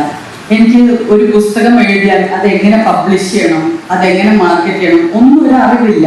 പക്ഷെ ഈ പുസ്തകം എഴുതിയേ പറ്റൂ എന്നൊരു ഫീലിംഗ് വരുന്നത് ഈ പുസ്തകത്തിലേക്ക് വരാനുള്ള കാര്യങ്ങൾ നമ്മുടെ ഉറക്കം കളയുമ്പോഴാണ്. ഉറങ്ങാൻ നോക്കിയാൽ പുസ്തകത്തിലേക്കുള്ള സെന്റൻസസ് വന്നുകൊണ്ടേയിരിക്കും, ഉറങ്ങാൻ പറ്റുന്നില്ല. എന്നാൽ പണ്ടാറ് ഇത് എഴുതിയിട്ടാൽ പിന്നെ ഉറങ്ങാലോ എന്ന് വിചാരിച്ച് എഴുതി അതൊരു പുസ്തകമായി കഴിഞ്ഞപ്പോൾ അതിനെ ഞാൻ നോക്കിയിരുന്നത് എന്ത് ചെയ്യും, ഇതിനി എന്താ ചെയ്യേണ്ടതെന്ന് എനിക്കറിയില്ല, ആരോടാ ചോദിക്കേണ്ടതെന്ന് അറിയില്ല. ചോദിച്ചാൽ ഈ പറഞ്ഞ പോലെ ഭയങ്കരമായിട്ട് എന്താ പറയാ, അവർ കളിയാക്കൂ. എന്ത് ദി ഓട്ടോബയോഗ്രഫി ഓഫ് ഗോഡോ, ഇവർക്ക് വട്ടാൻ പറഞ്ഞ് നേരെ മെന്റൽ ഹോസ്പിറ്റലിൽ കൊണ്ടിട്ടാലോ, അതുകൊണ്ടൊരു പ്രശ്നം. അപ്പൊ അങ്ങനെ നോക്കിയപ്പോ ഞാൻ സെൽഫ് പബ്ലിഷ് ചെയ്യാം, ആ ഒരു ജോലി ചെയ്യുമല്ലോ, അങ്ങനെ വിചാരിച്ച് ചെയ്തത്. ഞാൻ ഒരിക്കലും ഈ പുസ്തകം ഇത്രയും റീച്ച് ഉണ്ടാവുമെന്നോ ഒന്നും വിചാരിച്ച് ചെയ്തതല്ല. ആ അന്ന് കൊടുത്ത ഇന്റർവ്യൂ ആണെങ്കിലും ഞാൻ ആദ്യമായിട്ട് മനസ്സ് തുറന്ന് സംസാരിച്ചു, അത്ര ഉണ്ടായുള്ളൂ. എല്ലാവരും ഇതുപോലെ ഏറ്റെടുത്തത് കൊണ്ടും ഈ പുസ്തകത്തിനെ പറ്റി ചർച്ചകൾ ഉണ്ടായി. ഇത് ഓൾ ഇന്ത്യ ബെസ്റ്റ് സെല്ലർ ലിസ്റ്റിലേക്ക് വന്നു. അത് ശ്രദ്ധിച്ചത് നമുക്ക് എല്ലാവർക്കും അറിയാവുന്ന പെൻഗ്വിൻ ബുക്സ് ആണ്. Penguin books noticed that The Autobiography of God has become a bestseller and they have acquired the book. Penguin Books ഈ ബുക്ക് പബ്ലിഷ് ചെയ്യണം എന്ന് എൻ്റെ അടുത്ത് ആവശ്യപ്പെട്ടു. എനിക്ക് തോന്നുന്നു ഒരു ആദ്യമായിട്ട് ഒരു പുസ്തകം എഴുതുന്ന ഒരാൾക്ക് ഇതിനേക്കാൾ വലിയ അംഗീകാരം കിട്ടാനില്ല. അതിനൊക്കെ ഞാൻ നന്ദി പറയേണ്ടത് നിങ്ങളോടും ബാക്കി നമ്മുടെ എല്ലാ നോർമൽ ഫ്രണ്ട്സിനോടുമാണ്. Thank you so much. Penguin Books has taken the autobiography of God. ഇനി ബുക്ക് ഇറങ്ങുന്നത് പെൻഗ്വിന്റെ കവറോട് കൂടി ആയിരിക്കും. പുതിയ കവറിൽ വേൾഡ് വൈഡ് റിലീസ് ഉണ്ടാവും, എല്ലാ ബുക്ക് സ്റ്റോഴ്സിൽ അവൈലബിൾ ആയിരിക്കും. ഇതിനേക്കാളും വലിയ ഭാഗ്യം ആ പുസ്തകത്തിൽ കിട്ടാനില്ല. അതുപോലെ തന്നെ ഇതിനേക്കാളും നല്ലൊരു ന്യൂസ് ഉണ്ട്. എല്ലാവരും ആവശ്യപ്പെട്ടത് പ്രകാരം പുസ്തകം മലയാളത്തിലേക്ക് ട്രാൻസ്ലേറ്റ് ചെയ്യുന്നുണ്ട്. ആ ബുക്ക് ഇറക്കുന്നത് DC ബുക്സ് ആയിരിക്കും. So thank you so much to DC books and thank you so much to Penguin books for reaching the autobiography of God. മലയാളത്തിൽ ദൈവത്തിന്റെ ആത്മകഥ. നമ്മൾ ആര് ആത്മകഥ എഴുതിയാലും അത് ദൈവത്തിന്റെ ആത്മകഥയാണ്. Thank you. ദൈവത്തിന്റെ ആത്മകഥ സത്യത്തിൽ മനുഷ്യന്റെ ആത്മകഥ തന്നെയാണ് എന്നത് മനോഹരമായ പ്രയോഗമാണ്. ഇത്തരം മനോഹരമായ പ്രയോഗങ്ങളും നിരീക്ഷണങ്ങളുമാണ് കുറെ നേരമായി ലെന നടത്തിക്കൊണ്ടിരിക്കുന്നത്. അതുകൊണ്ട് തന്നെ ട്രാൻസ്ലേറ്റ് ചെയ്യേണ്ടതുണ്ടോ അതോ ലെന തന്നെ അത് കുറച്ചുകൂടെ മലയാളത്തിൽ എഴുതുന്നതായിരിക്കില്ലേ ഭംഗിയാവുക എന്നൊരു വ്യക്തിപരമായ തോന്നൽ എനിക്കുണ്ട്. അതോടെ നിൽക്കട്ടെ, ഞാൻ വീണ്ടും തിരിച്ചു വരാം. എനിക്ക് മലയാളം എഴുതാൻ അറിയില്ല. ഞാൻ പഠിച്ചത് നോർത്ത് ഈസ്റ്റ് ഇന്ത്യയിലായിരുന്നു. എൻ്റെ അച്ഛൻ സ്റ്റേറ്റ് ബാങ്ക് ഓഫ് ഇന്ത്യയിലാണ് വർക്ക് ചെയ്തത്. അപ്പൊ ഞാൻ ഒരുപാട് കാലം കേരളത്തിലല്ല താമസിച്ചത്. അതുകൊണ്ട് തന്നെ എൻ്റെ സെക്കൻഡ് ലാംഗ്വേജ് ഹിന്ദി ആയിപ്പോയി. എനിക്ക് വളരെയധികം സങ്കടമുള്ള ഒരു കാര്യമാണ്. പക്ഷെ മലയാളത്തിൽ എഴുതണമെങ്കിൽ വളരെ പ്രത്യേക സ്കിൽ തന്നെ വേണം. മലയാളം ഒരു കട്ടി ഭാഷയാണ്. സോ നല്ലൊരു എഴുത്തുകാരൻ തന്നെ ഇത് ട്രാൻസ്ലേറ്റ് ചെയ്യണം. ഇത്രയും വാല്യുബിൾ ആയിട്ടുള്ള ഇൻഫർമേഷൻ ഞാൻ തമാശ കളിച്ച് മലയാളമാക്കേണ്ടതല്ല. അപ്പോ സിനിമയിൽ പ്രവർത്തിക്കുന്നു, അപൂർവം സമയങ്ങളിൽ ഇന്റർവ്യൂ കഴിഞ്ഞോ അല്ലെങ്കിൽ നവമാധ്യമങ്ങളിലൊക്കെ കമന്റ് ചെയ്യുന്ന മനുഷ്യരെ ഒരു വിർച്വൽ പ്ലാറ്റ്ഫോമിലൊക്കെയാണ് അതല്ലാത്ത ആളുകളുടെ ഒരു ലോകം ലെന കാണുന്നത്. അല്ലാതെ ആൾക്കൂട്ടത്തെ കാണുന്ന ഒരു പക്ഷേ ഇത്തരം സംവാദങ്ങളിലായിരിക്കും. അതല്ലാതെ ലെനയ്ക്ക് ചുറ്റുമുള്ള രൂപീകരിക്കപ്പെടുന്ന ഒരു ലോകം കാലങ്ങളായി സിനിമാക്കാരുടെ ഒരു ലോകമാണ്. എങ്ങനെയാണ് ആ ലോകം ഒരു പുതിയ ലെനയെ, ഓട്ടോബയോഗ്രാഫി ഓഫ് ഗോഡിന് ശേഷമുള്ള ഒരു ലെനയെ, ഇതുവരെ സംസാരിക്കാത്ത ഒരു ഭാഷയിൽ സംസാരിക്കുന്ന ലെനയെ, വർഷങ്ങൾക്ക് ശേഷം കുതിരവട്ടം പപ്പുവിനെ തിരിച്ചു ചോദിച്ചു തുടങ്ങുന്ന ഒരു ലെനയെ എങ്ങനെയാണ് സിനിമാക്കാർ കേട്ടത്? സിനിമയ്ക്കകത്ത് എല്ലാവർക്കും എന്നെ അറിയാം. 25 വർഷമായിട്ട് ഞാൻ 16 വയസ്സ് മുതൽ വളർന്നിട്ടുള്ള ഒരു ഇൻഡസ്ട്രിയാണ്. ബാക്കി എല്ലാവർക്കും അത് ഇൻഡസ്ട്രി ആയിരിക്കും. എനിക്ക് സിനിമ എൻ്റെ ഫാമിലിയാണ്. അവരെല്ലാവരും ഞാൻ 16 വയസ്സ് മുതൽ ഇപ്പൊ 42ാമത്തെ വയസ്സ് വരെ അവരെന്റെ ഫാമിലിയാണ്. അവർക്കൊക്കെ നമ്മളെ അറിയാം. നമ്മൾ ലൊക്കേഷനിൽ പറഞ്ഞ വർത്താനം ഇതൊക്കെ തന്നെയാണ്. ഇതുവരെ പബ്ലിക്കലി ഇത് പറഞ്ഞിട്ടില്ല എന്നേ ഉള്ളൂ. അതുകൊണ്ട് സിനിമാക്കാരൊന്നും ഒരു പുതുമ ഉണ്ടായിരുന്നില്ല. അവർ പറഞ്ഞ മറ്റേ സംഭവം എന്താ പറയാത്തത് എന്നാണ് ചോദിച്ചത്. ഇനി അടുത്ത പുതിയത് മറ്റേ കഥ അന്ന് അവിടെ വെച്ച് ചമ്മിയ കഥ പറയാറുന്നില്ലേ എന്നൊക്കെയാണ് ചോദിച്ചത്. അപ്പൊ അത് അടുത്ത ബുക്കിൽ വരുന്നതാണ്. പെൻഗ്വിനായിട്ട് ഒരു 3 ബുക്കിന്റെ ഡീലാണ് സൈൻ ചെയ്തിരിക്കുന്നത്. വൈൽഡ് ഇമാജിനേഷനുകൾ സാധാരണ നടത്തുന്ന സമയത്ത് നമ്മൾ പറയുന്ന രസമുള്ള കാര്യങ്ങളിൽ ഒന്ന് ഇങ്ങനെയൊക്കെ ഇമാജിൻ ചെയ്യണമെങ്കിൽ കൂടി എന്തോ ഇയാൾ ഉപയോഗിക്കുന്നുണ്ടാകണം എന്ന ആളുകൾ സാധാരണ പറയാറുണ്ട്. ഇപ്പോ മലയാളത്തിൽ തന്നെ ഇപ്പൊ എമ്മൂതിനെ പോലെയൊക്കെയുള്ള ഇവിടെ ഉണ്ട് എഴുത്തുകാരെ സാധാരണ മുമ്പേ എഴുതിയിട്ടുണ്ട്. മഹാഭാരതത്തെ കുറിച്ച് എഴുതുന്ന സമയത്ത് ഈ ശരശയിൽ അമ്പ് കൊണ്ടുണ്ടാക്കിയ ഒരു കിടക്കയിൽ ഒരു മനുഷ്യൻ കിടക്കുന്നു എന്ന് ഇമാജിൻ ചെയ്തിട്ടുണ്ടെങ്കിൽ ഉറപ്പായും ഇമാജിൻ ചെയ്തയാൾ കഞ്ചാവായിരിക്കുമെന്ന് എമ്മൂതിനെ എഴുതിയിട്ടുണ്ട്.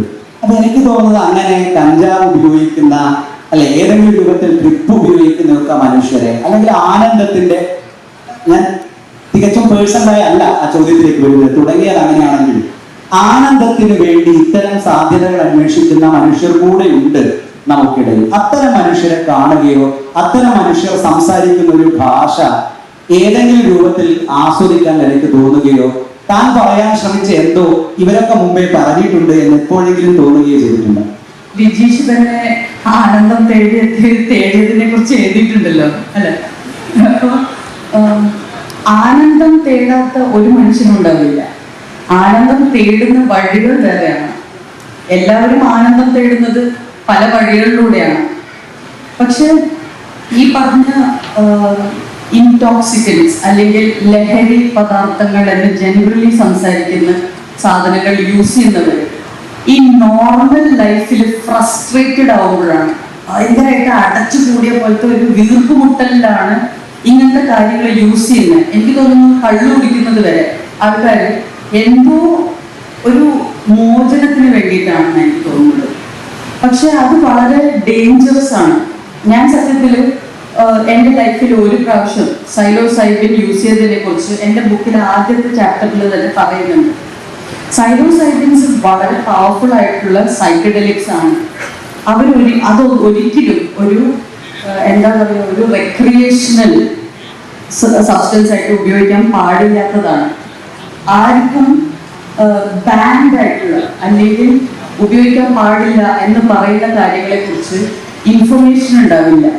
അപ്പൊ നമുക്കതിനെപ്പറ്റി അറിവില്ല. ആ അറിവില്ലായ്മ കാരണം നമ്മൾ പലതും ഉപയോഗിക്കും.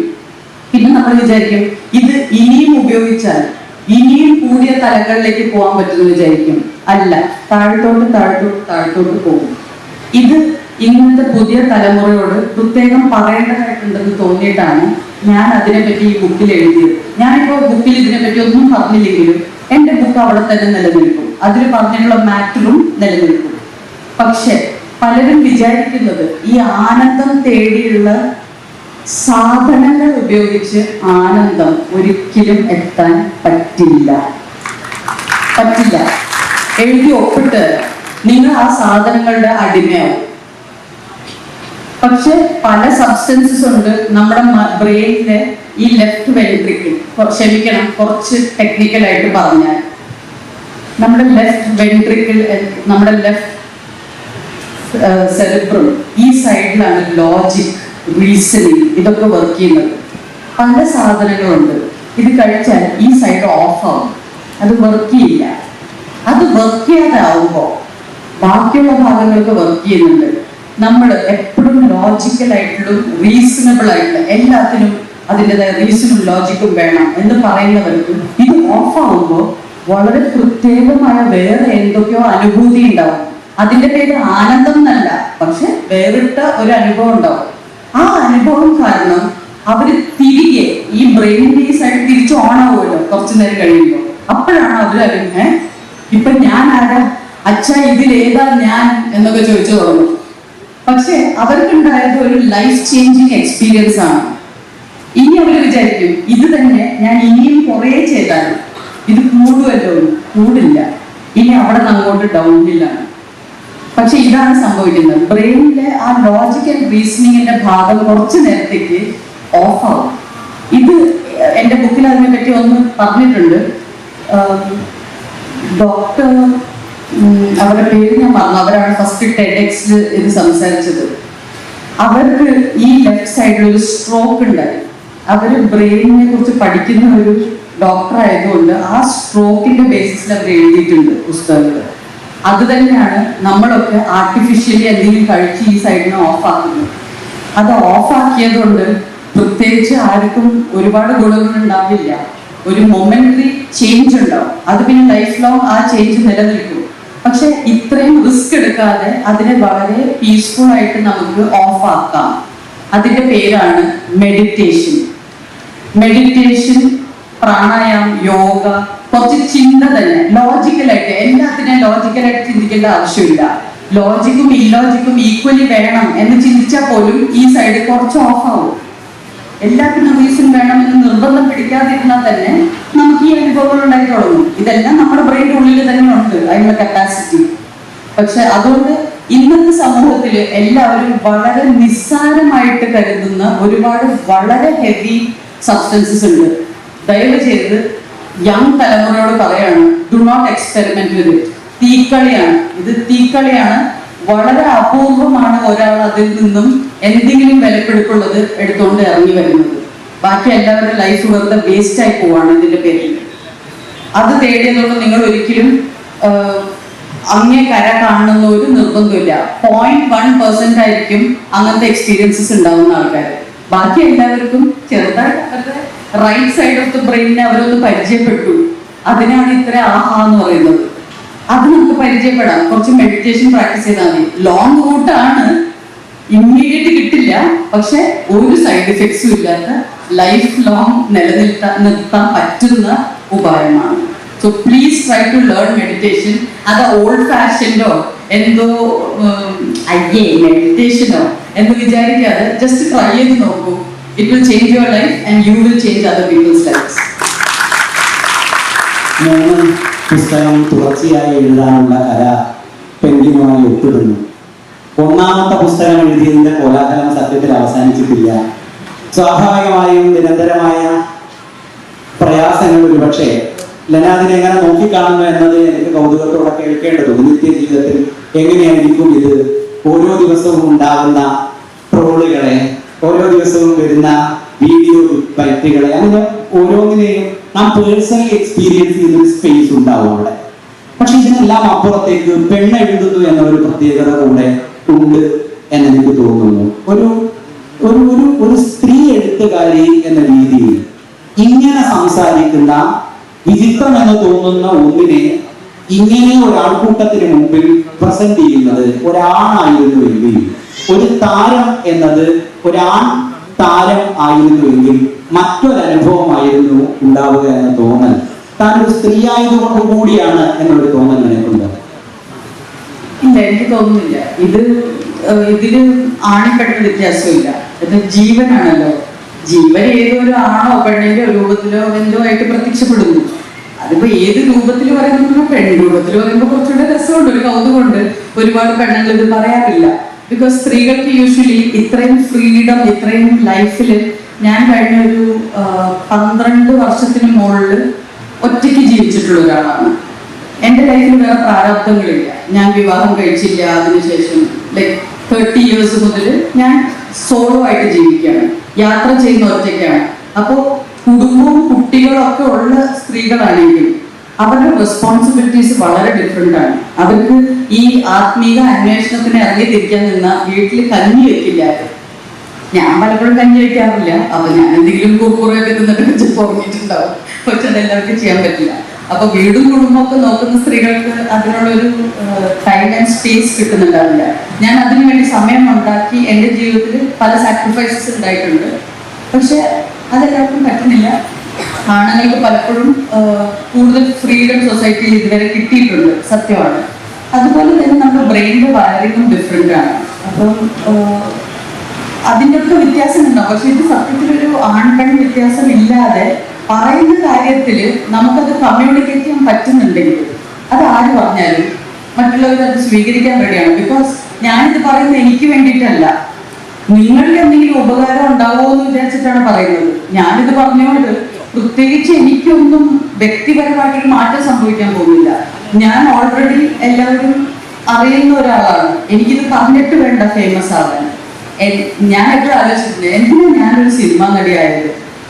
ഞാൻ സിനിമാ നടിയായത് ഇങ്ങനൊരു പ്ലാറ്റ്ഫോം കിട്ടാൻ വേണ്ടിയിട്ടാണെന്നാണ് എനിക്ക് തോന്നുന്നത്. ഇതുപോലുള്ള കാര്യങ്ങൾ പറയുമ്പോൾ അത് കേൾക്കാൻ ആൾക്കാർക്ക് കുറച്ചുകൂടി ഈസിയാണ്.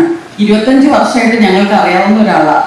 ഈ ആളിത് പറയുമ്പോൾ വട്ടാണെങ്കിലും ഒന്ന് കേൾക്കാല്ലേ എന്നുള്ളതുണ്ട്.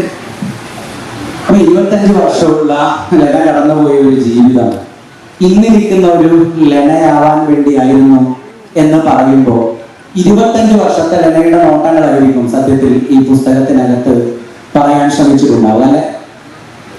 42 വർഷമായിട്ട് സംഭവിച്ച കാര്യങ്ങളാണ് പുസ്തകത്തിൽ എഴുതിയിട്ടുള്ളത്. എനിക്കിപ്പോൾ 42 വയസ്സായി.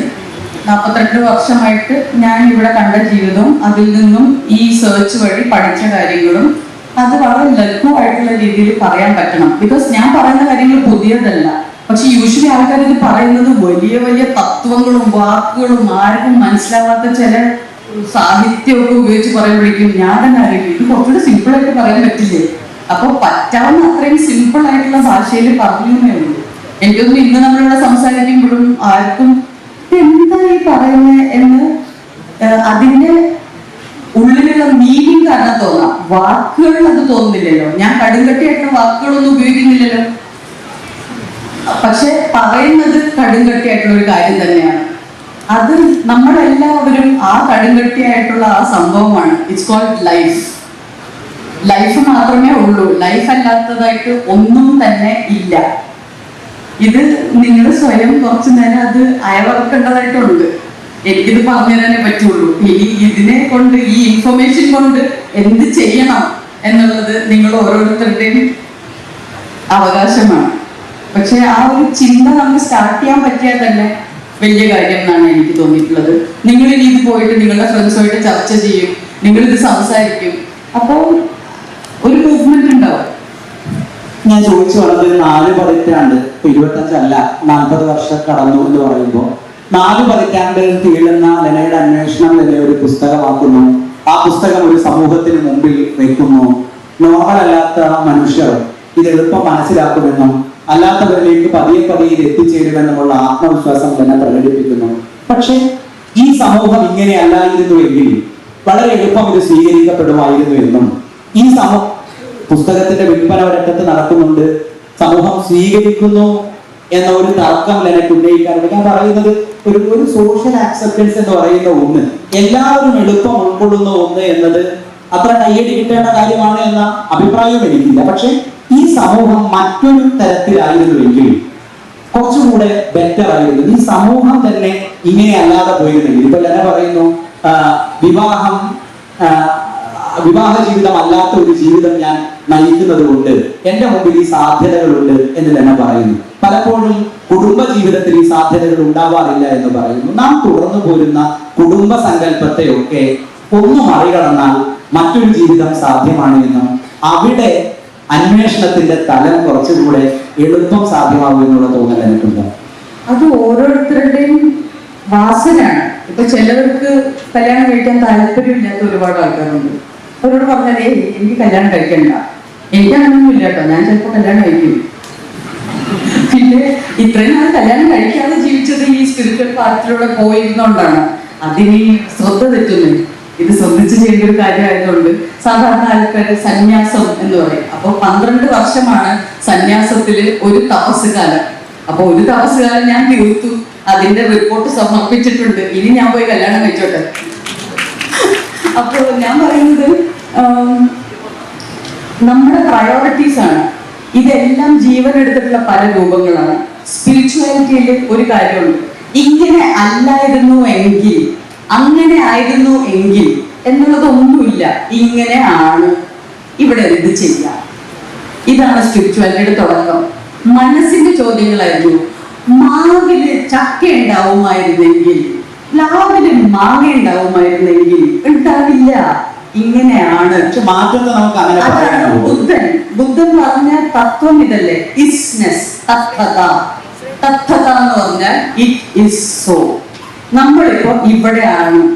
ഞാൻ ഇവിടെ അല്ലായിരുന്നു എങ്കിൽ, ഞാനിപ്പോ ബാംഗ്ലൂരിലായിരുന്നെങ്കിൽ എന്ന് ചിന്തിച്ചിട്ട് വല്ല കാര്യമുണ്ടോ? അതുകൊണ്ട് ഒന്നും തന്നെ പോകുന്നില്ല. നമ്മളിപ്പോ ഇവിടെയാണ്, നമുക്കിപ്പോ എന്ത് ചെയ്യാം? നമുക്ക് കുറച്ച് നിങ്ങൾക്ക് പറഞ്ഞിട്ട് പോവാം. അല്ല, നാം കടന്നു വന്ന ഒരു ചരിത്രത്തെ നമ്മൾ പരിശോധിക്കുമ്പോൾ ഇങ്ങനെയൊന്നും അല്ലാത്തൊരു ലോകം മാറി മാറിയാണ് ഈ കാണുന്ന രൂപത്തിലേക്ക് വന്നത്. നാം ഇന്ന് തുടരുന്ന ഇപ്പൊ ഒരു ലിവിങ് റിലേഷൻഷിപ്പിനെ കുറിച്ച് നമുക്ക് സംസാരിക്കാൻ കഴിയാത്ത ഒരു കാലം ഉണ്ടായിരുന്നു. ആ കാലത്ത് നിന്ന് നാം സംസാരിക്കുന്ന ഒരു കാലത്തിലേക്ക് നാം എത്തുന്നു. ആ കാലം അങ്ങനെ വളർന്നു ഇതായതല്ലേ. ആ കാലം വളരെ ഇപ്പൊ സംസാരിക്കുന്നത് കൊണ്ട് നമ്മൾ മാറ്റുന്നില്ലേ, കാര്യങ്ങൾ മാറുന്നുണ്ട്. ഇപ്പൊ സംസാരിക്കുന്നത് ഇൻ ദ ഹിയർ നൗ നമ്മൾ സംസാരിക്കുന്നത് കൊണ്ട് അടുത്ത നിമിഷം മാറും. അതങ്ങനെ ആയിരുന്നു എങ്കിൽ എന്നുള്ളത് കൊണ്ടല്ല, ഇത് നമുക്ക് അത്ര കൊണ്ട് തൃപ്തി പോരാ. ഇത് കുറച്ചുകൂടെ ബെറ്റർ ആക്കാൻ. ഇപ്പൊ നമ്മൾ ആദ്യം ഫോൺ വന്നപ്പോ സ്മാർട്ട് ഫോൺ അല്ലായിരുന്നു, അത്ര സ്മാർട്ട് അല്ലായിരുന്നു. ഓ, ഇതിൽ ഇതും കൂടെ ഉണ്ടായിരുന്നെങ്കിൽ എന്ന് ചിന്തിച്ചുകൊണ്ട് നമ്മൾ അതുണ്ടാക്കി അല്ലേ. അപ്പോ ഞാൻ പറഞ്ഞു വരുന്നത്, ലിജീഷ് പറഞ്ഞത് കറക്റ്റ് പോയിന്റ് ആണ്. നമ്മുടെ ഒരു ലാക്ക് ഓഫ് സാറ്റിസ്ഫാക്ഷൻ. പക്ഷെ രണ്ടും വേണം. ഇപ്പോ ഈ മൊമെന്റ് ഗംഭീരം, ഇതിനെ കുറച്ചുകൂടെ നന്നാക്കാൻ എന്ത് ചെയ്യാം. പക്ഷെ പലപ്പോഴും ആൾക്കാർ ചെയ്യുന്നത് എന്താണെന്നറിയോ, ഇതൊക്കെ ഇങ്ങനെ അല്ലായിരുന്നെങ്കിൽ, ആൾക്കാരൊക്കെ കുറച്ചുകൂടെ വിവരം ഉണ്ടായിരുന്നെങ്കിൽ എന്നൊക്കെ പറഞ്ഞാൽ, അതുകൊണ്ട് അങ്ങനെ പറയുന്നവർ ഇന്നലെ ലോകത്ത് ഒരു ചേഞ്ച് വരുത്തിയിട്ടില്ല. ലിജീഷ് ഈ ലോകത്ത് ഒരുപാട് ചേഞ്ച് വരുത്തിയിട്ടുള്ള ഒരാളാണ്. അതെന്തുകൊണ്ട് ഇറങ്ങി തിരിച്ചു ആ ചേഞ്ച് ഉണ്ടാക്കാൻ അല്ലേ. ലിജീഷ് ഒരിക്കലും ഇരുന്നിട്ട് പറയാം, പക്ഷെ ഇവിടെയൊക്കെ ഇങ്ങനെ അല്ലായിരുന്നെങ്കിൽ, ഈ എൻട്രൻസ് കോച്ചിങ് ഒക്കെ കുറച്ചുകൂടെ ബെറ്റർ ആയിരുന്നെങ്കിൽ. അല്ല, അതിങ്ങനെ ചിന്തിച്ചിരിക്കില്ല, ഇറങ്ങി തിരിച്ചു അതിന് വേണ്ട സ്റ്റെപ്സ് ഉണ്ടാക്കി. Those are change makers. You are one of them. ഞാൻ പറയുന്നത് ഇവിടെ ഓരോരുത്തർക്കും ഇങ്ങനെ അല്ലായിരുന്നെങ്കിൽ എന്ന് ചിന്തിക്കണേക്കാളും എങ്ങനെ ആയിരുന്നെങ്കിലാണ് ബെറ്റർ. അതൊന്ന് പറയോ അല്ലേ, അതല്ലേ നല്ലത്. മഹാത്മാഗാന്ധി പറഞ്ഞ പോലെ B the change you want to see in the world. നിങ്ങൾക്ക് ഇപ്പോൾ ഉള്ള ജീവിതം നല്ലതല്ല എന്ന് തോന്നുന്നുണ്ടെങ്കിൽ അത് എങ്ങനെയായിരിക്കും നല്ലത്, എങ്ങനെയായിരിക്കും അതുപോലെ ചെയ്യും. നിങ്ങളെ കൊണ്ട് പറ്റുന്ന ചെയ്യും. നിങ്ങളുടെ ലൈഫിൽ ആദ്യം ആ മാറ്റം വരുത്തൂ. നിങ്ങൾ ആദ്യം ഹാപ്പിയാണോ? നിങ്ങൾക്ക് മാറ്റാൻ പറ്റുന്ന ഏക സാധനം എന്താ? നിങ്ങളുടെ ജീവിതം. ബിക്കോസ് യു ആർ ജീവൻ. നിങ്ങൾ ജീവിക്കുന്ന രീതി മാറ്റിയാൽ നിങ്ങളുടെ ജീവിതം മാറും. നിങ്ങളുടെ ജീവിതം മാറുമ്പോൾ നിങ്ങളുടെ ചുറ്റിലുള്ളവരുടെ ജീവിതം ഇത്തിരി മാറും. അങ്ങനെ മൊത്തത്തിൽ ജീവിതത്തിന് ജീവിച്ച് മാറ്റി ലോകം മാറും. അങ്ങനെ തന്നെയാണ് ലോകം എപ്പോഴും മാറിക്കൊണ്ട് വന്നിട്ടുള്ളത്. എനിക്ക് തോന്നുന്നത് പറഞ്ഞ ഉത്തരത്തിലാണ് ലെന എനിക്ക് വ്യക്തിപരമായി ഇഷ്ടമുള്ള ഒരാളാവുന്നത് എന്നതാണ്. കാരണം ഞാനിതാണ് എന്നതുകൊണ്ട് ഞാൻ നിങ്ങളോട് പറയുന്നു എന്നും ഞാൻ ജീവിച്ച ജീവിതത്തെ അഭിമാനത്തോടുകൂടെ ഞാൻ പറയും എന്നുമാണ് ലെന ഇന്നോളം നമ്മോട് പറഞ്ഞിട്ടുള്ളത്. ഞാൻ ഫ്രീ ആയി ചിലത് നിങ്ങളോട് പറയാം, നിങ്ങളത് പ്രാക്ടീസ് ചെയ്യൂ എന്നല്ല. ഞാൻ ജീവിച്ച ജീവിതം, ഞാൻ ആഗ്രഹിച്ച ജീവിതം, നിങ്ങളിൽ ഞാൻ കാണാൻ ആഗ്രഹിക്കുന്ന ജീവിതം എന്നൊരാൾ പറയുമ്പോൾ തീർച്ചയായും അതിനോട് ചേർന്ന് നിൽക്കുന്നതിന് ഭംഗിയുണ്ട് എന്ന് തന്നെയാണ് എൻ്റെ തോന്നൽ. വിരുദ്ധ അഭിപ്രായങ്ങൾ കൂടെ നിങ്ങൾക്കുണ്ടാവണം, ഉണ്ടാവുമായിരിക്കാം. ആ അഭിപ്രായങ്ങളിലേക്കാണ് നമ്മളിനി കടക്കുന്നത്. പക്ഷേ ക്രിസ്പായി ചോദിക്കണം എന്ന് മാത്രം അഭ്യർത്ഥിച്ചുകൊണ്ട് നിങ്ങളുടെ ചോദ്യങ്ങളിലേക്ക് വരാം. എന്നെ ഉത്തരം പറയാം. എത്ര സമയമുണ്ട് ചോദ്യങ്ങൾ എടുക്കാൻ?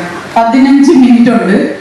അപ്പോ ഓരോ മിനിറ്റില് ചോദ്യം ഉത്തരം റാപ്പിഡ് ഫയർ പോലെ പോയാൽ 15 ചോദ്യങ്ങൾ നേരിടുക. നമസ്കാരം. ഇത് ഒരു റാപ്പിഡ് ഫയർ ആയിട്ടില്ല, ഞാനൊരു 1 മിനിറ്റ് എടുക്കും. ബാക്കി എല്ലാവരുടെയും first of all very impressed with the book. നിങ്ങളൊരു നിമിത്തം പോലെ ഒരു വേഴ്സറ്റൈൽ ആക്ട്രസ് ആണ്. അപ്പം ഈ ഒരു യങ് തലമുറയിൽ ഒരു നിമിത്തം പോലെ ആവാം നിങ്ങൾ അങ്ങനത്തെ ഒരു കോൺസെപ്റ്റ് ആ ബുക്കിലൂടെ പറയാൻ ഉദ്ദേശിച്ചു. പക്ഷെ ഞാൻ ഞങ്ങളോട് ചോദിക്കുന്ന ഒരു കാര്യം എന്ന് പറയുമ്പോൾ ഇതൊന്ന് റിവേഴ്സ് എഞ്ചിനീയറിംഗ് ചെയ്യുകയാണെങ്കിൽ ലെറ്റ്സ് സ്റ്റാർട്ട് ഫ്രം മാണ്ഡൂക്യ ഉപനിഷത്തിൽ ഈ കാര്യം പറഞ്ഞു, മഹാഭാരതത്തിലെ കാര്യം പറഞ്ഞിട്ടുണ്ട്. മാണ്ഡൂക്യ ഉപനിഷത്തിൽ വളരെ ക്ലിയർ ആയിട്ട് തന്നെ 3 സ്റ്റേജസും പറഞ്ഞിട്ടുണ്ട്. നമ്മുടെ ലിവിങ് സ്റ്റേജ്, നമ്മൾ ഉറങ്ങുന്ന സ്റ്റേജ്, ഡ്രീം സ്റ്റേജ്, പിന്നെ 4th സ്റ്റേജ്. ഈ 4th സ്റ്റേജാണ് നമ്മളിത് സാക്ഷി മാത്രം കാണുന്ന സ്റ്റേജ്. ഇത് കഴിഞ്ഞിട്ട് വേദാന്തം എന്ന ഒരു സിദ്ധാന്തം വന്നപ്പോൾ ഈ മാണ്ഡൂക്യ ഉപനിഷത്തിലാണ് ഈ ഫുൾ വേദാന്തം ഉണ്ടായതും ഇത്രയും വർഷങ്ങളുടെ നോൺ ഡ്യുവാലിറ്റി ഉണ്ടായതും. അതുകൊണ്ട് എന്ത് പറയാം, നമ്മൾ ശബരിമലയിൽ പോയാൽ ഇത് മല കയറി മുകളിൽ എത്തുമ്പോൾ തത്വമസിയിൽ എഴുതി വെച്ചിരിക്കുന്നത് അതിന്റെ ഉത്തരം തന്നെയാണ്. ഓക്കെ, അതുപോലെ തന്നെ എല്ലാ മനുഷ്യന്മാരും ഇതിനെ കുറിച്ച് ഹുബമായി പറഞ്ഞിട്ടുണ്ട്. സ്വാമി നിസർഗദത്ത ഐ ആം ദാറ്റ് എന്ന് പറഞ്ഞ ബുക്കും എഴുതിയിട്ടുണ്ട്. So my question is ma'am, with due respect you assented earlier, I mean, my piece ഒരു നിമിത്തമാണ് മാം ഈ ബുക്കിൽ എഴുതിയത്. Very impressed with that. മാമിന്റെ ബുക്കും വാങ്ങിച്ചിട്ടുണ്ട്, കിൻഡിലിന്റെ ബുക്ക് ഓഫ് സീക്രട്സും വാങ്ങിച്ചിട്ടുണ്ട്. I been reading about Vedanta for a long period. So ഇതൊരു റിവേഴ്സ് എഞ്ചിനീയറിംഗ് ചെയ്താൽ my question my sounds like your. What is new in this book, ma'am? It's actually a universal known fact. Yes, So why do you say that this is a new, this is something explosion? I think you have made it very common for people to understand. And അതോടൊപ്പം തന്നെ I don't think people should have a very wrong notion about you. People who are talking that you are mad or whatever. എന്തിനാണെങ്കിലും കാലാകാലങ്ങളിൽ സത്യം തുറന്നു വിളിച്ചവരെ കുറിച്ച് ആൾക്കാർ ഇങ്ങനെ പറഞ്ഞിട്ടുണ്ട്. So with that I stop. Thank you so much. Thank you so much. അതിന്റെ ഉത്തരം ഞാൻ എപ്പോഴും ഇന്ന് തന്നെ ഞാൻ 10 വട്ടം പറഞ്ഞിട്ടുണ്ട്. I am not saying anything new. എൻ്റെ ബുക്ക് അദ്വൈത വേദാന്തത്തിനോ അങ്ങനെയുള്ള വലിയ ഫിലോസഫീസും അവരുടെ ഗ്രന്ഥങ്ങൾക്കൊക്കെ ഒരു പാംഫ്ലെറ്റ് ആയിട്ട് കാണാം. ഇറ്റ്സ് ജസ്റ്റ് എ ലീഫ്ലെറ്റ്, ഒരു അഡ്വർടൈസ്മെന്റ് പോലെ. ഇതിൽ കൂടുതൽ non duality and Advaita Vedanta ഇതൊക്കെ എക്സ്പ്ലോർ ചെയ്യണമെങ്കിൽ ഇഷ്ടംപോലെ ബുക്സ് ഉണ്ട്. അതെൻ്റെ ബുക്കിൽ ഈ പറഞ്ഞ പോലെ ബാക്കിൽ ഞാൻ വായിച്ചിട്ടുള്ള എന്നെ ഇൻഫ്ലുവൻസ് ചെയ്ത ഒരുപാട് ബുക്കുകളുടെ റെഫറൻസ് കൊടുത്തിട്ടുണ്ട്. Like the book of secrets and so many other Sanskrit ഗ്രന്ഥങ്ങൾ which have helped me. പിന്നെ ഞാൻ വായിക്കാത്ത ഒരുപാട് പുസ്തകങ്ങൾ വേറെ ഉണ്ടാവും, അത് മറ്റുള്ളവരെ ഇൻഫ്ലുവൻസ് ചെയ്യുന്നുണ്ടാവും. We can never say anything new because life has been life always and life will always be life. ഒരു സംശയം. Yes, sir. അതായത് നമ്മളിപ്പോൾ പറഞ്ഞു എൻ്റെ കൈ, എൻ്റെ കണ്ണ്, എൻ്റെ മനസ്സ്. അപ്പോൾ ഞാൻ എവിടെയാണെന്നൊരു ചോദ്യം ഉണ്ടാവും. അതെനിക്ക് തോന്നുന്നത് നമുക്ക് ഒരു ഞാൻ എന്നൊരു അവസ്ഥ മൊത്തത്തിലുള്ളതാണ്. അത് വാക്ക് അങ്ങനെ ഉപയോഗിക്കുന്നതേ ഉള്ളൂ. അപ്പോൾ മൊത്തത്തിൽ ഞാനാകുമ്പോൾ എൻ്റെ കണ്ണെന്നും എൻ്റെ കയ്യിൽ നിന്നും പറയാം. എൻ്റെ കണ്ണ്, എൻ്റെ കൈ മൊത്തം ഞാനാണ്. അതാണ് ഈ അവസ്ഥയിൽ. അല്ലാതെ എന്നെ തേടി പോകുന്നു എന്ന് പറയും. അപ്പോൾ നമ്മൾ ആകാശത്ത് ഒരു മരമുണ്ട്, ആകാശത്തൊരു നക്ഷത്രമുണ്ടെന്ന് പറയുമ്പോൾ ആകാശത്തെ തേടിപ്പോയാൽ ആകാശത്തേക്ക് കാണാൻ കഴിയില്ല. ആകാശം എന്ന് പറയുന്നത് നമ്മൾ ഉപയോഗിക്കുന്നു ആകാശം എന്ന ഭാഷ. ആകാശം എന്ന ഭാഷ ഉപയോഗിക്കുന്നതെന്നല്ലാതെ ആകാശം തേടി പോകുമ്പോൾ ആകാശം കാണാൻ പറ്റാത്തതുപോലെ ഇവിടെ മനസ്സ് എന്നതിനെ തേടി നിങ്ങൾ പോകുമ്പോൾ ഒരുപക്ഷെ മനസ്സ് കാണാൻ പറ്റിയില്ലെന്ന് വരില്ല. മൊത്തം ബോഡിയിൽ എൻ്റെ മനസ്സെന്ന് പറയുമ്പോൾ എൻ്റെ കണ്ണ്, എൻ്റെ മുഖത്ത് എന്ന് പറയാൻ പറ്റുമെന്നാണ് എനിക്ക് തോന്നുന്നത്. അതിനെ തേടി പോകണം.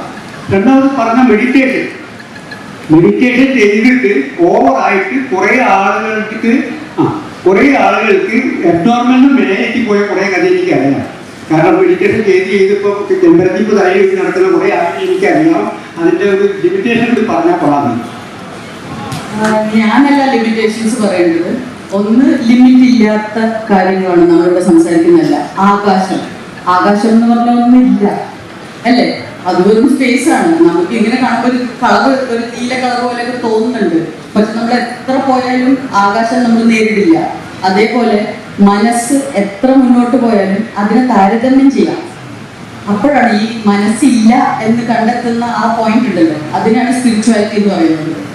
ആ സ്പിരിച്വാലിറ്റിയിലേക്ക് എത്തുന്ന ആ വഴിക്ക്, അവിടെ എത്തുന്ന വരെ, ഇത് വ്യക്തമായിട്ട് പറയാൻ പറ്റുന്ന വരെ, എത്തുന്ന വരെ വളരെ അബ്നോർമൽ ആയിരിക്കും.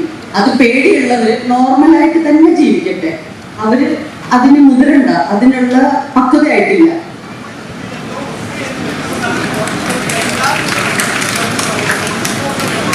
അത് സാറ് സ്വയം ചെയ്യേണ്ട കുറച്ച് എക്സ്പീരിയൻസസ് ആണ്. അത് പൊതുവായിട്ട് പറഞ്ഞിട്ട് കാര്യമില്ല, നമ്മുടെ വ്യക്തിപരമായ ജേർണിയാണത്.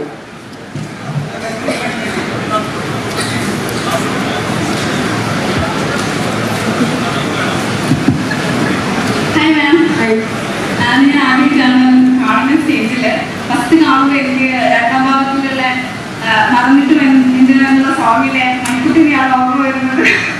ആ സോങ്ങില് എനിക്ക് ചോദിക്കാനുള്ള ചോദ്യം എന്താണെന്ന് വെച്ചാൽ, മാം നേരത്തെ ഒരു സ്റ്റേറ്റ്മെന്റ് പറഞ്ഞു, ഞാൻ എന്ന് പറയുന്നത് ഒരു ജീവനാണെന്ന് പറഞ്ഞു. ഒരു ജീവനല്ല, ജീവൻ. ജീവനാണെന്ന് പറഞ്ഞു. അപ്പൊ ആ ജീവന്റെ രൂപാന്തരമാണ് ഓരോ മനുഷ്യരിലും റിഫ്ലക്ട് ചെയ്യുന്നതെന്ന് പറഞ്ഞു. റിഫ്ലക്ട് ചെയ്യുന്നതെന്നാണ് പറഞ്ഞത്. സോ മാമിന് ആ ഒരു തോട്ട് എപ്പോഴാണ് ലൈഫിൽ വന്നത്? ആൻഡ് അതൊരു ചോദ്യം. പിന്നെ രണ്ടാമത്തെ ചോദ്യം, മാം നമ്മൾ പറയുന്ന കാര്യങ്ങൾ വേറൊരാൾക്ക് മനസ്സിലായിരിക്കും. ഫോർ എക്സാമ്പിൾ, മാമിന്റെ തന്നെ തോട്ട്സ് അല്ലെങ്കിൽ ഐഡിയോളജീസ്, അഭിപ്രായങ്ങൾ വേറൊരാൾക്ക് ഷെയർ ചെയ്യുമ്പോൾ എന്തുകൊണ്ടാണ് ആൾക്കാർ സപ്പോർട്ട് കൊട്ടേഷൻ പറഞ്ഞത് വിചിത്രം അല്ലെങ്കിൽ സൂപ്പർഫിഷ്യൽ എന്ന് പറയുന്നത് എന്തുകൊണ്ടാണെന്ന് ചിന്തിച്ചിട്ടുണ്ട്? അതിനൊരു എക്സ്പ്ലനേഷൻ തരുമോ? ആദ്യമായിട്ട് ഈ ജീവനെ കുറിച്ചും ഇതൊക്കെ എന്താണ്, അച്ഛ ഇതിൽ ഏതാ ഞാൻ എന്ന് ചോദിക്കുന്ന പോലെ, ഞാൻ വളരെ കുട്ടിക്കാലം മുതൽ ഒരു കാര്യമില്ലാതെ അച്ഛനും അമ്മേനെ പ്രാന്ത് പിടിപ്പിച്ചിട്ടുള്ള ഒരാളാണ്. ഈ ലോകവും ഭൂമിയും തമ്മിൽ എന്താ വ്യത്യാസം എന്ന് ചോദിച്ചുകൊണ്ടിരുന്ന കുട്ടിയാണ് ഞാൻ. ഭയങ്കര ശല്യമായിരുന്നു. ലോകവും ഭൂമിയും തമ്മിൽ എന്താ വ്യത്യാസം എന്ന് 4ാമത്തെ വയസ്സിൽ ചോദിക്കാൻ കാരണം, ഡയറിയുടെ ബാക്കിൽ നോക്കിയപ്പോ വേൾഡ് മാപ്പ് എന്ന് കണ്ടു. അപ്പൊ ഞാൻ വേൾഡോ, അപ്പൊ ഇതല്ലേ എർത്തും വേൾഡും തമ്മിൽ എന്താ വ്യത്യാസം? ഇങ്ങനെ പല ചോദ്യങ്ങളുണ്ട്. വെറുതെ ചോദിച്ചുകൊണ്ടിരുന്ന നമ്മൾ എവിടെയോ എത്തും. എനിക്കൊരു രക്ഷയില്ല, ഞാൻ ജന്മന എങ്ങനെയാ, സോറി.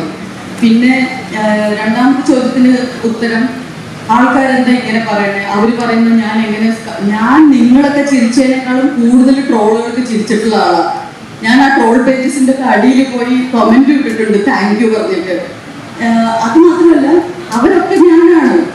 പല ലെവൽ ഓഫ് അണ്ടർസ്റ്റാൻഡിങ്ങിലുള്ള ആ സെയിം ഞാൻ. അതിനിപ്പോ എന്താ തെറ്റ്? എനിക്ക് തോന്നിയത് ഞാൻ പറഞ്ഞു, അവർക്ക് തോന്നിയത് അവർ പറഞ്ഞു. അടിപൊളി. അങ്ങനെയല്ലേ ഈ സോഷ്യൽ മീഡിയ എന്ന് പറഞ്ഞ സാധനം ഉണ്ടാവുന്നത്.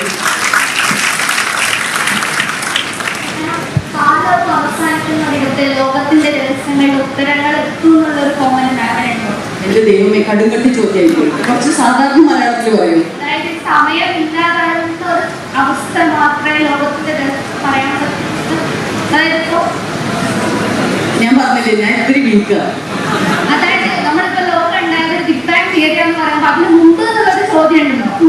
ആ ചോദ്യം ഇല്ലാണ്ട് ഇപ്പൊ സമയം ഇല്ലാത്തൊരവസ്ഥയിലല്ലേ? അങ്ങനത്തെ ഒരവസ്ഥയിലെ ലോകത്തിന്റെ രഹസ്യം മനസ്സിലാവുന്നതാണ് തോന്നുന്നുണ്ടോ? ഈ സമയം മനസ്സിലായി, ഇപ്പൊ എനിക്ക് മനസ്സിലായി. സമയം, മനസ്സും സമയവും കംപ്ലീറ്റ്ലി ഒന്നാണ്. മനസ്സ് താരതമ്യം ചെയ്താലേ സമയം മറികടക്കാൻ പറ്റും. ഇപ്പൊ നമ്മൾ വളരെ ഇൻട്രസ്റ്റഡ് ആയിട്ട് സംസാരിച്ചുകൊണ്ടിരിക്കുമ്പോൾ ഇവരിവിടുന്ന് പറയും, കാര്യം സമയമായി, ഇറങ്ങി പോകും. ബിക്കോസ് നമ്മൾ ഭയങ്കര രസിച്ചിരിക്കുന്നു. അതേസമയത്ത് ബോർ അടിച്ചിരിക്കുമ്പോൾ നമ്മൾ ഐൻസ്റ്റൈൻ പറഞ്ഞ റിലേറ്റിവിറ്റി, ടൈം എന്ന് പറഞ്ഞ സംഭവം റിയൽ അല്ല, it has to do with your mind. ആ മൈൻഡിനെ മറികടക്കാനുള്ള ടെക്നിക്സ് ആണ് നമ്മൾ മെഡിറ്റേഷനിലും. പിന്നെ ഈ പറഞ്ഞ ഷോർട്ട് കട്ട്സ് ഒരുപാടുണ്ട്. പക്ഷെ ഷോർട്ട് കട്ട്സിനൊക്കെ അതിൻ്റെതായ വലിയ വില കൊടുക്കേണ്ടി വരും. അതിനേക്കാളും ഈസി ഒരു വിലയില്ലാത്ത സാധനമുണ്ട് മെഡിറ്റേഷൻ. നമ്മൾ മെഡിറ്റേഷനിൽ കൂടുതൽ സമയം ഇരുന്ന് തുടങ്ങിയാൽ സമയം ഇല്ലാതാവും. മതി, കറക്റ്റാണ് ഞാൻ പറഞ്ഞത്. Thank you. ഞാൻ 19 വയസ്സിൽ ഖുർആൻ പഠിച്ചൊരു വ്യക്തിയാണ്. അപ്പം അസമയത്ത് എന്നെ ഭ്രാന്ത് വെച്ചിട്ട് എന്നെ ഡോക്ടറെ കാണിച്ചിരുന്നു. ഡോക്ടറെ കാണിച്ചു. ഖുർആൻ പഠിച്ചിട്ട് അത് നോക്കിയപ്പോൾ അതിനുശേഷം ഞാൻ സോഫ്റ്റ്വെയർ ഫീൽഡിൽ കയറി. പിന്നെ സോഫ്റ്റ്വെയർ ഫീൽഡിലായ സമയത്ത് ഞാനൊരു സജഷൻ കൂടിയാണ്. നമ്മൾ കൂടുതൽ ലൈഫിലി ആയിട്ട് മുഴുകി കഴിഞ്ഞാൽ നമ്മൾ നോർമലായിട്ട് അഭിനയിക്കാൻ പറ്റും. അത് നല്ലൊരു ഓപ്ഷനാണ്. അപ്പൊ ആർക്കെങ്കിലും അബ്നോർമൽ പ്രശ്നം ഉണ്ടെങ്കിൽ അവർ ലൈഫിൽ എന്തെങ്കിലും ജോലിക്ക് വരിക. അപ്പോൾ അങ്ങനെ ഒഴുകി കഴിഞ്ഞിട്ട് 49-ാമത്തെ വയസ്സിൽ ക്യാൻസർ വന്നിട്ട് ഞാൻ പണി നിർത്തി. അപ്പൊ പിന്നെ ഞാൻ കൂടുതൽ പഠിക്കാൻ നോക്കിയപ്പോൾ പിന്നെ ഞാൻ അബ്നോർമൽ നിർത്തി 5 മാസം മുമ്പ് ഞാൻ കുതിരവട്ടത്തിൽ എൻ്റെ ഒരു ബാധ്യയാണ് കോഴിക്കോട് തന്നെ ഇങ്ങനെ പോലത്തെ മനുഷ്യനെ കാണാൻ പറ്റിയത്.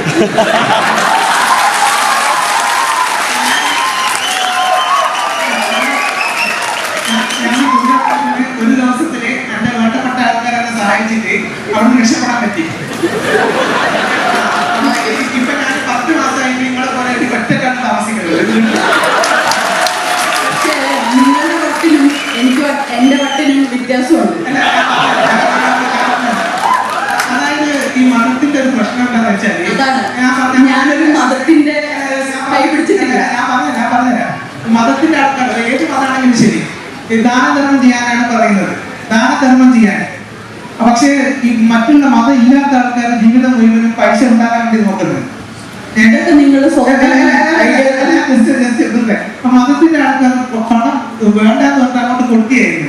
അതൊരു പ്രാന്തായിട്ട് മനുഷ്യന്മാർ ചിത്രീകരിക്കും. അപ്പൊ ഞാൻ ജസ്റ്റ് പറഞ്ഞതെന്ന് വെച്ചാൽ എല്ലാവരും ജോലിയിൽ മുഴുകാൻ പറയുന്നു. നിങ്ങളെ പോലെ ഒറ്റയ്ക്ക് നിൽക്കുന്നതിനോട് എനിക്ക് യോജിപ്പില്ല. 10 നേരിട്ട് 5 മിനിറ്റ് സംസാരിക്കണോ? ഞാൻ ഒരു കാരണവശാലില്ല. ഞാൻ പെടുമ്പോൾ ഈ ചേട്ടനെങ്ങാനും വന്നാലേ എന്നെ ഒന്ന് രക്ഷിക്കണേ. എനിക്ക് thank you so much for sharing. അതൊരു ചോദ്യമായിരുന്നില്ല, അതുകൊണ്ട് ഉത്തരത്തിന്റെ ആവശ്യമില്ല. രണ്ട് ചോദ്യമുണ്ട്. ഒന്ന് ഞാൻ എന്താ പറയാ ജീവൻ ലൈഫ് അത് ബോധമായിട്ടുണ്ട്. അതായത് ബോധമില്ലെങ്കിൽ ഞാൻ എന്നൊരു ബോധമില്ല. അപ്പോൾ അത് ബോധമാണ്, ലൈഫാണോ ഉണ്ടാകുന്നത്. രണ്ടാമത്തെ ചോദ്യം, ഈ ബൾബ് എത്തിയ ആൾക്കാർക്ക് ഇങ്ങനെയാണ് കാര്യങ്ങൾ വളരെ സിമ്പിളായിട്ട് എക്സ്പ്ലെയിൻ ചെയ്യുന്നത്. അപ്പോൾ എനിക്ക് ചോദ്യം ക്ലിയർ ആയിട്ട് മനസ്സിലായോന്ന് അറിയില്ല. ഡിഡ് യു മീൻ ദാറ്റ് ലൈഫും ബോധവും തമ്മിലുള്ള ഒരു എക്സ്പ്ലനേഷൻ ആണോ ചോദിക്കുന്നത്? ഞാൻ എന്താണ് ചോദിച്ചത്? ഞാൻ ലൈഫാണെന്ന് പറഞ്ഞു. ഇനി നമുക്ക് ചോദിക്കാം ലൈഫ് എന്താണ്. ലൈഫ് എൻ്റെ അറിവിൽ ഇസ് കോൺഷ്യസ് എനർജി, ബോധമുള്ള ഊർജം. ബോധമില്ലാത്ത ഒരുപാട് ഊർജമുണ്ട്. ബൾബൊക്കെ വെക്കുന്നത് അതുകൊണ്ടാണ്. അതിന് ബോധമില്ലാത്തതുകൊണ്ടാണ് നമ്മൾ ആ സോക്കറ്റിലേക്ക് വിരലിട്ടാലും പ്ലഗ് ഇട്ടാലും അത് ഓടും. നിങ്ങൾ കത്തിയാലൊന്നും അതിനൊരു കുഴപ്പമില്ല. പക്ഷെ ബോധമുള്ള ഒരാൾ അറിഞ്ഞുകൊണ്ടത് ചെയ്യും. ബോധമുള്ള പൂർണ്ണ ബോധമുള്ള ഊർജമാണ് ജീവൻ. ആൻഡ് അത് സ്വയം രൂപമെടുക്കുന്നു, സ്വയം എല്ലാം ചെയ്യുന്നു. It is one thing. We are all one life. ബോധമുള്ള ഊർജമാണ്. ഊർജമില്ലാതെ ബോധം ഉണ്ടായിട്ട് കാര്യമില്ല, ബോധമില്ലാതെ ഊർജം ഉണ്ടായിട്ട് കാര്യമില്ല. നമ്മൾ ആ വാക്കുകൾ ഉപയോഗിച്ചു കഴിഞ്ഞാൽ ഈ പറഞ്ഞ മതം കയറി വരും. അതിന്റെ ആവശ്യം എന്താ? ഞാനിപ്പോ ബോധമുള്ള ഊർജം എന്ന് പറഞ്ഞാൽ നിങ്ങൾക്ക് മനസ്സിലാവുന്നില്ലേ? നിങ്ങളുടെ മതം അനുസരിച്ച് നിങ്ങൾക്ക് അതിനെ നിങ്ങളുടെ രീതിക്ക് മനസ്സിലാക്കാം. പല മതങ്ങളും ഫോളോ ചെയ്യുന്ന ആൾക്കാരുണ്ട്. അവരിലേക്ക് ഇത് സെപ്പറേഷൻ ക്രിയേറ്റ് ചെയ്യുന്നുണ്ടെങ്കിൽ I am not for separation, I am for all inclusiveness. നമ്മളെല്ലാവരും ജീവനാണെന്നുള്ളത് ഒരു കുഴപ്പമില്ലായിരുന്നു. അതിനോട് നിങ്ങൾക്ക് ഇഷ്ടമുള്ള നിങ്ങൾക്ക് പറയാം. എന്റെ വായിലോട്ട് നിങ്ങളുടെ വാക്കുകൾ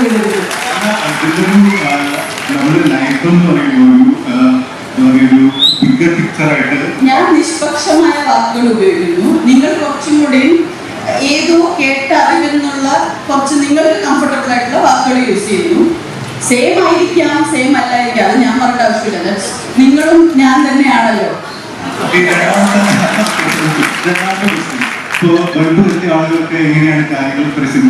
ബൾബ് കത്തുമ്പോഴാണ് എല്ലാം കുറച്ചുകൂടെ സിമ്പിൾ ആവുന്നത്. കത്താത്ത ബൾബ് കൊണ്ട് ഒരു കാര്യമില്ല.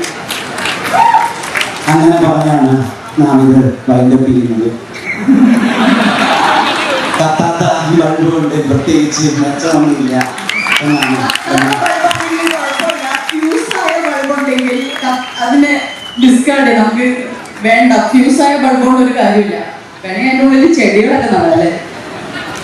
അപ്പോൾ എന്നെ ഇങ്ങനെ കത്തി നിൽക്കട്ടെ എന്ന് ആശംസിച്ചുകൊണ്ട് നമുക്ക് കേരളത്തിൽ നിന്നുള്ള യാത്രയാക്കാൻ ലോകപ്രശസ്തമായ അമേരിക്കൻ എഴുത്തുകാരൻ സ്റ്റീഫൻ ക്രെയിൻ അദ്ദേഹത്തിന്റെ ഓപ്പൺ ബുക്ക് എന്ന് പറയുന്ന ചെറുകഥയിൽ ഒരിടത്ത് എഴുതുന്നുണ്ട്, none of them the colour of sky എന്ന്, ആകാശത്തിന്റെ നിറം അവരാരും കണ്ടിട്ടില്ല എന്ന്. നാം കാണാത്ത ചില കാഴ്ചകളാവാം ഒരുപക്ഷെ അവർ നമ്മോട് സംസാരിക്കുന്നത്. അതിനോട് കുറച്ചുകൂടെ നാളെ എന്തെങ്കിലും നാം അത് കണ്ടേക്കും എന്ന വിചാരത്തോടുകൂടെ, അല്ല എങ്കിൽ ഈ കാഴ്ചകൾ നമ്മെ ആനന്ദിപ്പിക്കുന്നില്ല എന്ന എതിർപ്പോടുകൂടി ആയാലും ചേർന്ന് നിൽക്കാം, അവരെ ചേർത്ത് പിടിക്കാം എന്ന് മാത്രം പറഞ്ഞുകൊണ്ട് അവസാനിപ്പിക്കുന്നു. ലനയുടെ പുസ്തകത്തിന് അഭിവാദ്യം. കേരളത്തിന്റെ ഓട്ടോബയോഗ്രഫി ഓഫ് ഗോഡ് ചർച്ച പൂർണ്ണമാണെന്ന്